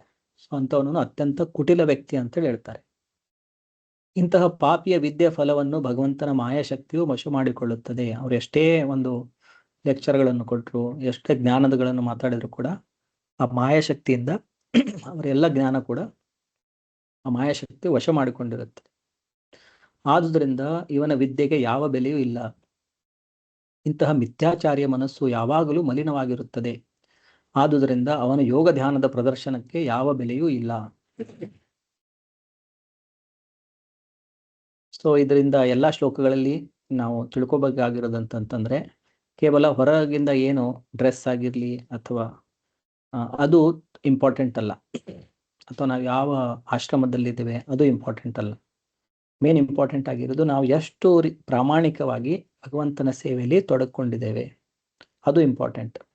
ಸುಮ್ಮನೆ ಹೆಸರಿಗಾಗಿ ಅಥವಾ ಒಂದು ಫಾಲೋವರ್ಸ್ ಕ್ರಿಯೇಟ್ ಆಗಬೇಕು, ಅದರಿಂದಾಗಿ ಆ ಆಸೆಗಳಿಂದ ಅಥವಾ ಇಂದ್ರಿಯಗಳು ತೃಪ್ತಿ ಮಾಡುವ ಆಸೆಯಿಂದ ಸುಮ್ಮನೆ ಶೋ ಆಫ್ ಅಂತೇಳಿ ಯಾರು ಈ ರೀತಿಯ ಆಧ್ಯಾತ್ಮಿಕ ಮಾರ್ಗದಲ್ಲಿ ತೊಡ್ಕೊಂಡಿರ್ತಾರೆ ಅವರು ಜನರಿಗೆ ಮೋಸವನ್ನೇ ಮಾಡ್ತಿರ್ತಾರೆ. ಪ್ರಾಮಾಣಿಕವಾಗಿ ಒಬ್ಬ ಫ್ಯಾಮಿಲಿ ಮೆನ್ ಆಗಿನೂ ಒಬ್ಬ ಗೃಹಸ್ಥನಾಗಿನೂ ಒಬ್ಬನು ಆಧ್ಯಾತ್ಮಿಕದಲ್ಲಿ ಪ್ರಗತಿ ಮಾಡಿ ಭಗವಂತನ ಧಾಮಕ್ಕೆ ಮರಳಿ ಹೋಗ್ಬಹುದು. 7ನೇ ಶ್ಲೋಕ. ಯಸ್ವಿಂದ್ರಿಯಾಣಿ ಮನಸ ನಿಯಮ್ಯಾಧವತಿ ಅರ್ಜುನ ಕರ್ಮೇಂದ್ರಿಯೈ ಕರ್ಮಯೋಗ ಅಸಕ್ತಃ ಸ ವಿಶಿಷ್ಯತೆ. ಸೊ ಇಲ್ಲಿ ಕೃಷ್ಣ ಹೇಳ್ತಾ ಇರೋದು ಇದಕ್ಕೆ ಪ್ರತಿಯಾಗಿ ಇಲ್ಲಿವರೆಗೆ ಏನು ಕೃಷ್ಣ ಹೇಳಿದಾನೆ, ಯಾರು ಈ ತರ ಮಿಥ್ಯಾಚಾರಿಗಳಿರ್ತಾರೆ, ಹೊರನೋಟಕ್ಕಷ್ಟೇ ಎಲ್ಲ ತ್ಯಾಗಿಗಳ ತರ ಕಾಣ್ತಿರ್ತಾರೆ, ಆದ್ರೆ ಅವ್ರ ಮನಸ್ಸು ಯಾವಾಗಲೂ ಇಂದ್ರಿಯ ವಸ್ತುಗಳ ಮೇಲೆ ಇರುತ್ತೆ. ಅದಕ್ಕೆ ಕಂಪೇರ್ ಮಾಡಿದ್ರೆ, ಅದಕ್ಕೆ ಪ್ರತಿಯಾಗಿ ಪ್ರಾಮಾಣಿಕನಾದ ಮನುಷ್ಯನು ಕ್ರಿಯಾಶಾಲಿಗಳಾದ ಇಂದ್ರಿಯಗಳನ್ನು ಮನಸ್ಸಿನಿಂದ ನಿಗ್ರಹಿಸಲು ಪ್ರಯತ್ನಿಸಿ ಕೃಷ್ಣ ಪ್ರಜ್ಞೆಯಲ್ಲಿ ಕರ್ಮಯೋಗವನ್ನು ಅನಾಸಕ್ತವಾಗಿ ಪ್ರಾರಂಭಿಸಿದರೆ ಅವನು ಎಷ್ಟೋ ಉತ್ತಮ. ಸೊ ಇಲ್ಲಿ ಕೃಷ್ಣ ತನ್ನ ಕನ್ಕ್ಲೂಷನ್ ಕೊಡ್ತಾ ಇರೋದು. ಸೊ ಸುಮ್ಮನೆ ಇದು ಹೊರನೋಟಕ್ಕಷ್ಟೇ ಮಾಡದೆ, ಯಾರು ತನ್ನ ಇಂದ್ರಿಯಗಳನ್ನು ನಿಗ್ರಹಿಸಲು ಪ್ರಯತ್ನಿಸಿ ಕೃಷ್ಣ ಪ್ರಜ್ಞೆಯಲ್ಲಿ ಕರ್ಮಯೋಗದ ಮುಖಾಂತರ ಅನಾಸಕ್ತನಾಗಿ, ಅಂದ್ರೆ ಕರ್ಮಫಲದ ಆಸೆ ಇಲ್ಲದೆ ಆ ಬಂದಿರೋ ಫಲವನ್ನು ನಾನು ಭಗವಂತನಿಗೆ ಅರ್ಪಣೆ ಮಾಡ್ತೇನೆ, ಭಗವಂತನಿಗೆ ಅರ್ಪಿಸುತ್ತಾ ಯಾರು ಕರ್ಮಯೋಗದ ರೀತಿಯಲ್ಲಿ ತಮ್ಮ ಜೀವನ ನಡೆಸ್ತಾರೆ ಅಂತ ವ್ಯಕ್ತಿಯು ಈ ಮಿಥ್ಯಾ ತ್ಯಾಗಿ ಅಥವಾ ಸನ್ಯಾಸಿಗಿಂತನೂ ಉತ್ತಮ ಅಂತ ಹೇಳಿ ಕೃಷ್ಣ ಹೇಳ್ತಾ ಇದ್ದಾರೆ. ಎಷ್ಟು ಇಂದ್ರಿಯಾಣಿ ಮನಸ ನಿಯಮ್ಯ. ಸೊ ತನ್ನ ಇಂದ್ರಿಯಗಳನ್ನು ನಿಯಮದಲ್ಲಿ ಇಟ್ಟುಕೊಂಡು ಕರ್ಮೇಂದ್ರಿಯೈ ಕರ್ಮಯೋಗಂ ಅಸಕ್ತಃ, ತನ್ನ ಕರ್ಮೇಂದ್ರಿಯಗಳಿಂದ ಕರ್ಮಗಳನ್ನು ಮಾಡ್ತಾ ಕೂಡ ಅದನ್ನು ಯೋಗದ ರೂಪದಲ್ಲಿ, ಅಂದ್ರೆ ಅದೇ ಫಲವನ್ನು ಭಗವಂತನಿಗೆ ಅರ್ಪಣೆ ಮಾಡದೆ ಆಸಕ್ತನಾಗಿ, ಅಂದ್ರೆ ಅದರಲ್ಲಿ ಯಾವುದೇ ಅಟ್ಯಾಚ್ಮೆಂಟ್ ಇಲ್ಲದೆ ಈ ಕೆಲಸವನ್ನು ನಾನು ಭಗವಂತನ ಸಂತೋಷಕ್ಕಾಗಿ ಮಾಡ್ತಾ ಇದ್ದೇನೆ, ಮತ್ತೆ ಈ ಬಂದಿರೋ ಫಲವನ್ನು ಕೂಡ ನಾನು ಅದನ್ನ ಭಗವಂತನ ಸೇವೆಯಲ್ಲಿ ಅದನ್ನ ತೊಡಗಿಸ್ತೇನೆ. ಸೊ ಈ ರೀತಿಯಾಗಿ ಯಾರು ತಮ್ಮ ಜೀವನ ನಡೆಸ್ತಾರೆ ಅವರು ಉತ್ತಮರು ಅಂತೇಳಿ ಕೃಷ್ಣ ಇಲ್ಲಿ ಹೇಳ್ತಾ ಇರೋದು. ಭಾವಾರ್ಥ: ಸ್ವೇಚ್ಛಾ ಜೀವನ ಮತ್ತು ಇಂದ್ರಿಯ ಭೋಗಕ್ಕಾಗಿ ಹುಸಿ ಆಧ್ಯಾತ್ಮಿಕವಾದಿ ಆಗುವುದಕ್ಕಿಂತ ತನ್ನ ವ್ಯವಹಾರಗಳಲ್ಲಿಯೇ ಉಳಿದು ಬದುಕಿನ ಉದ್ದೇಶವನ್ನು ಕಾರ್ಯಗತ ಮಾಡುವುದು ಉತ್ತಮ. ಐಹಿಕ ಬಂಧನದಿಂದ ಬಿಡುಗಡೆ ಹೊಂದಿ ಭಗವಂತನ ರಾಜ್ಯವನ್ನು ಸೇರುವುದೇ ಬದುಕಿನ ಉದ್ದೇಶ. ಮುಖ್ಯ ಸ್ವಾರ್ಥಗತಿ ಅಥವಾ ಸ್ವಹಿತದ ಗುರಿ ವಿಷ್ಣುವನ್ನು ಸೇರುವುದು. ಇಡೀ ವರ್ಣಾಶ್ರಮ ವ್ಯವಸ್ಥೆಯನ್ನು ನಾವು ಈ ಗುರಿಯನ್ನು ಮುಟ್ಟಲು ಸಾಧ್ಯವಾಗುವಂತೆ ರೂಪಿಸಲಾಗಿದೆ. ಕೃಷ್ಣ ಪ್ರಜ್ಞೆಯಲ್ಲಿ ನಿಯಂತ್ರಿತ ರೀತಿಯಲ್ಲಿ ಸೇವೆ ಮಾಡುವುದರಿಂದ ಗೃಹಸ್ಥರು ಕೂಡ ಈ ಗುರಿಯನ್ನು ಮುಟ್ಟಲು ಸಾಧ್ಯ. ಆತ್ಮ ಸಾಕ್ಷಾತ್ಕಾರಕ್ಕಾಗಿ ಮನುಷ್ಯನು ಶಾಸ್ತ್ರಗಳಲ್ಲಿ ವಿಧಿಸಿರುವಂತಹ ನಿಯಮಬದ್ಧ ಜೀವನವನ್ನು ನಡೆಸಬಹುದು. ಅನಾಸಕ್ತಿಯಿಂದ ತನ್ನ ವ್ಯವಹಾರಗಳನ್ನು ನಿರ್ವಹಿಸಬಹುದು. ಈ ರೀತಿಯಲ್ಲಿ ಪ್ರಗತಿಯನ್ನು ಸಾಧಿಸಬಹುದು. ಈ ವಿಧಾನವನ್ನು ಅನುಸರಿಸುವ ಪ್ರಾಮಾಣಿಕ ಮನುಷ್ಯನು ಮುಗ್ಧ ಸಾರ್ವಜನಿಕರನ್ನು ವಂಚಿಸಲು ಆಧ್ಯಾತ್ಮಿಕತೆಯ ಹೊರ ಪ್ರದರ್ಶನವನ್ನು ಬಳಸುವವನಿಗಿಂತ ಬಹುಪಾಲು ಉತ್ತಮವಾದ ಸ್ಥಿತಿಯಲ್ಲಿರುತ್ತಾನೆ. ಸೊ ಇಲ್ಲಿ ಕೂಡ ಅದನ್ನೇ ಹೇಳ್ತಾ ಇರೋದು. ಪ್ರಾಮಾಣಿಕವಾಗಿ ಒಬ್ಬ ವ್ಯಕ್ತಿ ತನ್ನ ಆಶ್ರಮದಲ್ಲೇ ಇದ್ದುಕೊಂಡು, ಗೃಹಸ್ಥಾಶ್ರಮದಲ್ಲಿದ್ದರೆ ಅದರಲ್ಲೇ ಇದ್ದುಕೊಂಡು ಕೂಡ ಪ್ರಾಮಾಣಿಕವಾಗಿ ತನ್ನ ಏನು ನಿಯಮಗಳಿದೆ, ತನ್ನ ಆಶ್ರಮದ ನಿಯಮಗಳೇನಿದೆ ಅದನ್ನು ಪಾಲಿಸ್ತಾ ಭಗವಂತನ ಸೇವೆಯಲ್ಲಿ ತೊಡಗಿಸ್ಕೊಂಡು ತನ್ನ ಏನು ಬೇರೆ ಕರ್ತವ್ಯಗಳಿದೆ ಅದನ್ನು ಕೂಡ ಮಾಡ್ತಾ ತನ್ನ ಕರ್ಮದ ಫಲದಲ್ಲಿ ಸ್ವಲ್ಪ ಭಾಗವನ್ನು ಕೃಷ್ಣನ ಸೇವೆಗೆ ಅರ್ಪಿಸುತ್ತಾ ಅಂಥ ವ್ಯಕ್ತಿ ಕೂಡ ಆಧ್ಯಾತ್ಮಿಕವಾಗಿ ಪ್ರಗತಿಯನ್ನು ಮಾಡಿ ಅವನು ಕೂಡ ಮುಕ್ತಿಯನ್ನು ಹೊಂದಬಹುದು.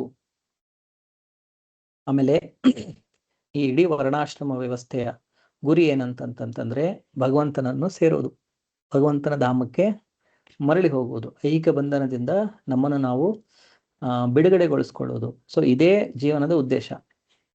ಸೊ ಅದನ್ನು ಒಬ್ಬ ವ್ಯಕ್ತಿ ಗೃಹಸ್ಥ ಜೀವನದಲ್ಲಿ ಇದ್ದು ಕೂಡ ಅದನ್ನು ಸಾಧಿಸಬಹುದು. ಹೊಟ್ಟೆ ಹೊರೆಯುವುದಕ್ಕಾಗಿಯೇ ಧ್ಯಾನದ ಸೋಗು ಹಾಕುವವನಿಗಿಂತ ಪ್ರಾಮಾಣಿಕನಾದ ರೂಢಮಾಲಿಯು ಎಷ್ಟೋ ಉತ್ತಮ. ಸೊ ಕೇವಲ ಹೊಟ್ಟೆಗಾಗಿ ಒಂದು ಈ ಕಾವಿ ಬಟ್ಟೆ ಹಾಕ್ಕೊಂಡು ಭಿಕ್ಷೆ ಬೇಡೋದಕ್ಕಿಂತ ನಾವು ನೋಡ್ತೇವೆ ಈಗಿನ ಕಾಲದಲ್ಲಿ ಎಷ್ಟೋ ಜನ ಈ ಸ್ಯಾಫ್ರನ್ ಕಲರ್ ಬಟ್ಟೆ ಹಾಕೊಂಡಿರ್ತಾರೆ, ಬಟ್ ಅವರು ಭಿಕ್ಷೆ ಬೇಡ್ಲಿಕ್ಕೆ ಬರ್ತಿರ್ತಾರೆ. ಮತ್ತು ಅವರು ಜೀವನ ನೋಡಿದ್ರೆ ಕೆಲವೊಂದ್ಸಲ ಅವರು ಅಲ್ಲಿ ನಾವು ಸಿಗರೆಟ್ಸ್ ಎತ್ತಿರ್ತಾರೆ, ಬೀಡಿ ಎತ್ತಿರ್ತಾರೆ, ಕ್ಲೀನ್ ಆಗಿರೋದಿಲ್ಲ. ಸೊ ಅವ್ರು ಯಾಕೆ ಈ ಡ್ರೆಸ್ ಹಾಕೊಂಡಿದ್ದಾರೆ? ಈ ತರ ನೋಡಿದ್ರೆ ಜನ ನನಗೆ ಸಾಧು ಅಂತೇಳಿ ತಿಳ್ಕೊಂಡು ಏನಾದರೂ ದುಡ್ಡು ಕೊಡ್ತಾರೆ. ಸೊ ಕೇವಲ ಹೊಟ್ಟೆಪಾಡಿಗಾಗಷ್ಟೇ ಅವರು ಸೋಗು ಹಾಕೊಂಡಿದ್ದಾರೆ. ನಿಜವಾಗಿ ಅವರದಲ್ಲಿ ಯಾವುದೇ ರೀತಿಯ ಒಬ್ಬ ಸಾಧುವಿನ ಗುಣಗಳಿಲ್ಲ. ಸೊ ಅವ್ರಿಗೆ ಕಂಪೇರ್ ಮಾಡಿದ್ರೆ ಯಾರೋ ಒಂದು ಕೂಲಿ ಕೆಲಸ ಮಾಡ್ಕೊಂಡಾದ್ರೂ ತನ್ನ ಜೀವನ ನಡೆಸ್ತಿರ್ತಾನೆ, ಅಂತ ವ್ಯಕ್ತಿ ಉತ್ತಮ. ಯಾಕಂದ್ರೆ ಪ್ರಾಮಾಣಿಕವಾಗಿ ಕೆಲಸ ಮಾಡ್ತಾ ಇದ್ದಾನೆ. ಈ ವ್ಯಕ್ತಿಗಳು ಅವರು ಈ ಲೋ ಲೆವೆಲ್ ಆಗಿನೂ ಇರ್ಬೋದು, ಭಿಕ್ಷೆ ಬೇಡ್ತಾ ಇರ್ಬೋದು, ಅಥವಾ ಕೆಲವೊಂದ್ಸಲ ದೊಡ್ಡ ದೊಡ್ಡ ಆರ್ಗನೈಸೇಷನ್ ಬಿಲ್ಡ್ ಮಾಡಿ ಅಲ್ಲಿ ಫಾಲೋವರ್ಸ್ ಅನ್ನು ಮಾಡ್ಕೊಂಡು, ಆದ್ರೂ ಅವ್ರದ್ದು ಒಳಗಡೆ ಏನಿರುತ್ತೆ ಮನಸ್ಸಿನಲ್ಲಿ ಕೇವಲ ಇಂದ್ರಿಯ ಸುಖ ಮಾಡೋದೇ ಇರುತ್ತೆ. ಕೃಷ್ಣನ ಸೇವೆ ಮಾಡುವಂತ ಯಾವುದೇ ಲಕ್ಷಣಗಳು ಅವರಿರಲಿ.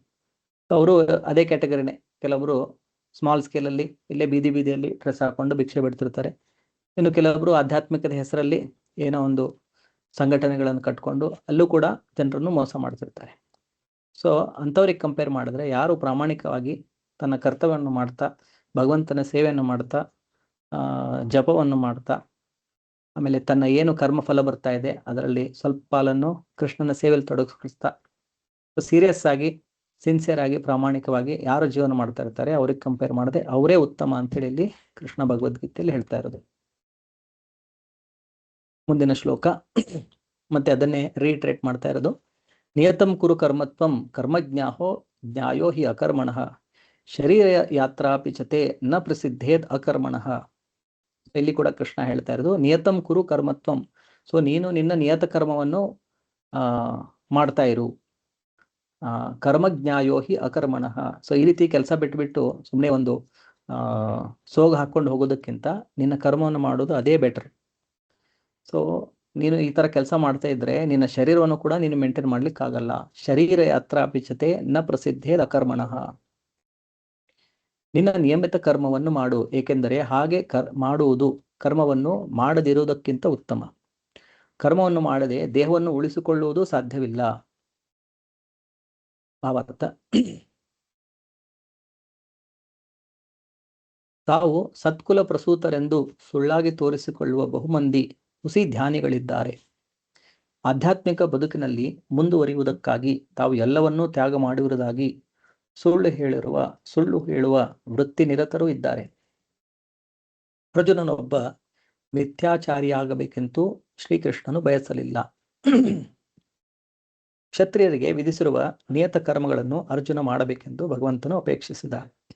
ಅರ್ಜುನ ಒಬ್ಬ ಕ್ಷತ್ರಿಯನಾಗಿರುವುದರಿಂದ ಅವನ ಕ್ಷತ್ರಿಯ ಧರ್ಮ ಏನಂತಂತಂದ್ರೆ ತನ್ನ ಪ್ರಜೆಗಳನ್ನು ರಕ್ಷಣೆ ಮಾಡುವುದು, ಪ್ರಜೆಗಳಿಗೆ ಅವರು ಕೂಡ ಕೃಷ್ಣ ಪ್ರಜ್ಞೆಯಲ್ಲಿ ಮುಂದೆ ಹೋಗುವಂತೆ ಒಂದು ವ್ಯವಸ್ಥೆಯನ್ನು ಮಾಡಿಕೊಡುವುದು. ಇದು ಕ್ಷತ್ರಿಯನ ಒಂದು ಕರ್ತವ್ಯ ಇರುತ್ತೆ. ಯಾಕಂದ್ರೆ ಅವರು ಇಡೀ ರಾಜ್ಯವನ್ನು ಆಳ್ವಿಕೆ ಮಾಡ್ತಿರ್ತಾರೆ. ಸೊ ಅವರು ದೇವಸ್ಥಾನಗಳನ್ನು ಕಟ್ಟಿಸಬಹುದು, ಅವರು ಈ ಭಗವಂತನ ಜ್ಞಾನವನ್ನು ಪ್ರಚಾರ ಮಾಡುವಂತಹ ವಿದ್ಯಾಲಯಗಳನ್ನು ಕಟ್ಟಿಸಬಹುದು. ಸೊ ರಾಜರಾಗಿದ್ರೆ ಅವ್ರಿಗೆ ಇಷ್ಟೆಲ್ಲ ಫೆಸಿಲಿಟೀಸ್ಗಳಿರುತ್ತೆ. ಒಬ್ಬ ರಾಜನು, ಕ್ಷತ್ರಿಯನು, ಅವನು ನಿಜವಾದ ಭಗವಂತನ ಭಕ್ತನಾಗಿದ್ರೆ ಅವನು ತನ್ನ ಇಡೀ ರಾಜ್ಯವನ್ನು ಕೃಷ್ಣ ಪ್ರಜ್ಞೆಯಲ್ಲಿ ತೊಡಗಿಸಬಹುದು. ಎಲ್ಲರನ್ನು ಅವನು ಭಕ್ತರನ್ನಾಗಿ ಮಾಡಿ ಎಲ್ಲರೂ ಕೂಡ ಮುಕ್ತಿಯನ್ನು ಹೊಂದುವಂತೆ ಒಬ್ಬ ರಾಜನು ಮಾಡಬಹುದು. ಅಷ್ಟು ರಾಜನಿಗೆ ಕೆಪಾಸಿಟಿ ಇರುತ್ತೆ. ಅವನು ಸರಿಯಾಗಿ ಮಾರ್ಗದರ್ಶನದಲ್ಲಿ, ಭಕ್ತರ ಮಾರ್ಗದರ್ಶನದಲ್ಲಿ ತನ್ನ ಕರ್ತವ್ಯಗಳನ್ನು ಮಾಡಿದ್ರೆ. ಸೊ ಇಲ್ಲಿ ಕೃಷ್ಣನು ಕೂಡ ಅರ್ಜುನನಿಗೆ ಅದನ್ನು ಮಾಡಲಿಕ್ಕೆ ಅಪೇಕ್ಷಿಸ್ತಾ ಇದ್ದಾನೆ. ಅವನ್ನೆಲ್ಲ ಬಿಟ್ಬಿಟ್ಟು ಕಾಡಿಗೆ ಹೋಗ್ಬೇಕಂತ ಹೇಳಿ ಕೃಷ್ಣ ಅಪೇಕ್ಷಿಸ್ತಾ ಇಲ್ಲ. ಅವನು ಏನು ಕ್ಷತ್ರಿಯನಾಗಿದ್ದಾನೆ, ಅವನ ಧರ್ಮ ಏನಂತಂತಂದ್ರೆ ಸರಿಯಾದ ರೀತಿಯಲ್ಲಿ ರಾಜ್ಯವನ್ನು ನಡೆಸ್ಕೊಂಡು ಹೋಗ್ಬೇಕು, ಎಲ್ಲಾ ಪ್ರಜೆಗಳು ಮುಕ್ತಿಯ ಮಾರ್ಗದಲ್ಲಿ ನಡೆಯಬೇಕು. ಅದು ಕ್ಷತ್ರಿಯನ ನಿಜವಾದ ಧರ್ಮ. ಅರ್ಜುನನೊಬ್ಬ ಗೃಹಸ್ಥ ದಂಡನಾಯಕ. ಅವನು ಹಾಗೇ ಉಳಿದು ಗೃಹಸ್ಥನಾದ ಕ್ಷತ್ರಿಯನಿಗೆ ನೇಮಿಸಿರುವ ಕರ್ತವ್ಯಗಳನ್ನು ಮಾಡುವುದೇ ಉತ್ತಮ. ಇಂತಹ ಕರ್ಮಗಳು ಕ್ರಮೇಣ ಪ್ರಾಪಂಚಿಕ ಮನುಷ್ಯನ ಹೃದಯವನ್ನು ಶುದ್ಧಿ ಮಾಡುತ್ತವೆ ಮತ್ತು ಅವನ ಐಹಿಕ ಕಲ್ಮಶಗಳನ್ನು ತೊಡೆದು ಹಾಕುತ್ತವೆ. ಸೊ ಒಂದು ನಿಗದಿತವಾದಂಥ ಏನು ಆಶ್ರಮ ಇದೆ, ಬ್ರಹ್ಮಚರ್ಯ ಅಥವಾ ಗೃಹಸ್ಥ ಅಥವಾ ವಾನಪ್ರಸ್ಥ, ಅಲ್ಲಿ ಕೊಟ್ಟಿರುವಂಥ ನಿಯಮಗಳನ್ನು ಒಬ್ಬ ವ್ಯಕ್ತಿ ಸರಿಯಾಗಿ ಪಾಲನೆ ಮಾಡ್ತಾ ಇದ್ರೆ ಆಟೋಮೆಟಿಕ್ ಆಗಿ ಏನಾಗುತ್ತೆ, ಅವನ ಹೃದಯ ನಿರ್ಮಲವಾಗಲಿಕ್ಕೆ ಶುರು ಆಗುತ್ತೆ. ಸೊ ಗ್ರ್ಯಾಜುವಲ್ ಆಗಿ, ಕ್ರಮೇಣವಾಗಿ ಅವನ ಹೃದಯ ಶುದ್ಧವಾದಷ್ಟು ಅವನು ಭಗವಂತನಿಗೆ ಇನ್ನೂ ಹತ್ತಿರವಾಗ್ತಾ ಇರ್ತಾನೆ. ಹೊಟ್ಟೆಪಾಡಿಗಾಗಿ ಮಾಡುವ ತ್ಯಾಗದ ತೋರಿಕೆಯನ್ನು ಭಗವಂತನಾಗಲಿ ಯಾವುದೇ ಧರ್ಮ ಗ್ರಂಥವಾಗಲಿ ಅನುಮೋದಿಸುವುದಿಲ್ಲ. ಯಾವುದಾದರೂ ಕೆಲಸ ಮಾಡಿ ಮನುಷ್ಯನು ದೇಹ ಮತ್ತು ಆತ್ಮಗಳನ್ನು ಒಟ್ಟಿಗಿಡಲೇಬೇಕು ಎನ್ನುವುದು ನಿಜ. ಐಹಿಕ ಪ್ರವೃತ್ತಿಗಳಿಂದ ಪರಿಶುದ್ಧನಾಗದೆ ಮನಸ್ವಿ ರೀತಿಯಲ್ಲಿ ಕೆಲಸವನ್ನು ಬಿಟ್ಟು ಬಿಡಬಾರದು. ಈ ಜಗತ್ತಿನಲ್ಲಿರುವ ಯಾರಿಗೇ ಆಗಲಿ ಐಹಿಕ ಪ್ರಕೃತಿಯ ಮೇಲೆ ದಬ್ಬಾಳಿಕೆ ನಡೆಸುವ, ಎಂದರೆ ಇಂದ್ರಿಯ ತೃಪ್ತಿ ಪಡೆಯುವ ಕಲುಷಿತ ಪ್ರವೃತ್ತಿಯು ಇದ್ದೇ ಇರುತ್ತದೆ. ಇಂತಹ ಕಲುಷಿತ ಪ್ರವೃತ್ತಿಗಳನ್ನು ದೂರ ಮಾಡಬೇಕು. ನಿಯತ ಕರ್ತವ್ಯಗಳ ಮೂಲಕ ಹೀಗೆ ಮಾಡಬೇಕಲ್ಲದೆ ಕೆಲಸವನ್ನು ತ್ಯಜಿಸಿ ಇತರರ ಖರ್ಚಿನಲ್ಲಿ ಹೊಟ್ಟೆ ಹೊರೆಯುತ್ತಾ ಆಧ್ಯಾತ್ಮಿಕವಾದಿ ಎನ್ನಿಸಿಕೊಳ್ಳಲು ಯಾರೂ ಪ್ರಯತ್ನಿಸಬಾರದು.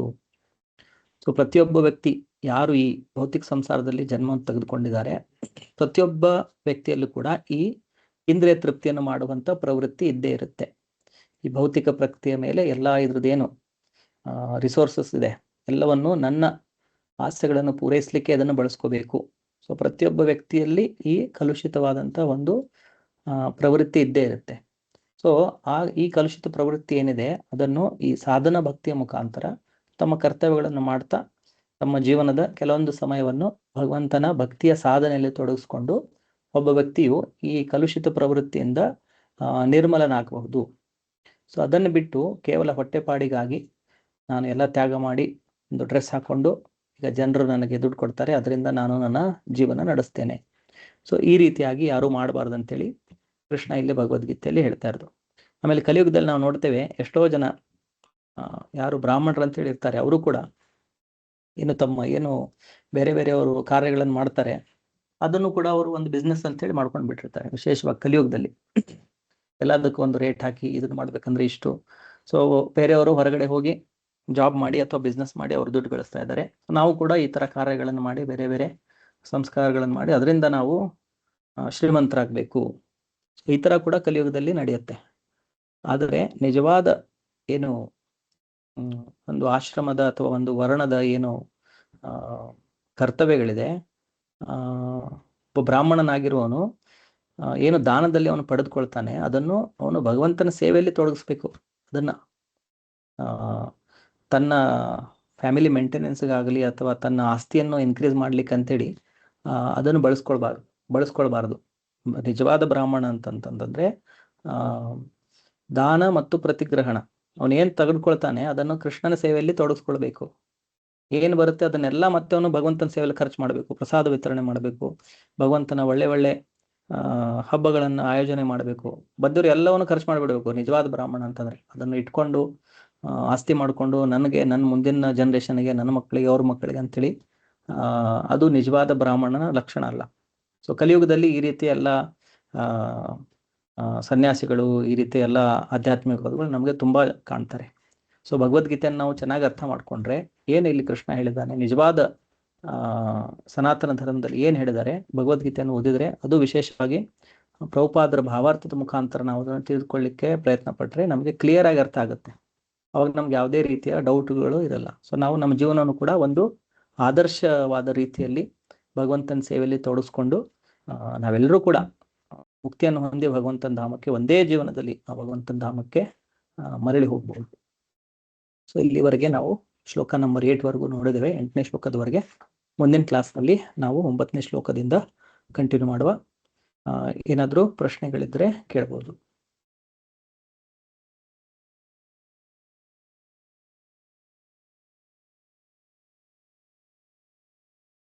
ಅಥವಾ ನಾವು ಏನೇನು ಕೆಲವೊಂದು ಪಾಯಿಂಟ್ಸ್ ಕೂಡ ನಾವು ಡಿಸ್ಕಸ್ ಮಾಡ್ಬೋದು. ಏನ್ ನಾವು ತಿಳ್ಕೊಂಡಿದ್ದೀವಿ ಇವತ್ತಿನ ಕ್ಲಾಸ್ನಲ್ಲಿ.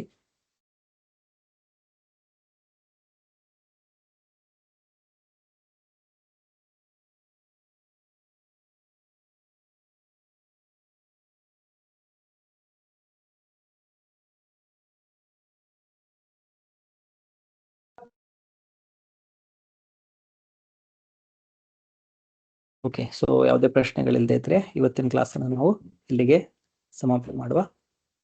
ಕ್ಲಾಸ್ ಅಟೆಂಡ್ ಮಾಡೋದಕ್ಕೆ ಎಲ್ರಿಗೂ ಧನ್ಯವಾದಗಳು. ಶ್ರೀಲ ಪ್ರಭುಪಾದ ಕಿ ಜೈ. ಹರೇ ಕೃಷ್ಣ. ಹರೇ ಕೃಷ್ಣ ಪ್ರಭು. ಹರೇ ಕೃಷ್ಣ. Thank you ಪ್ರಭುಜಿ.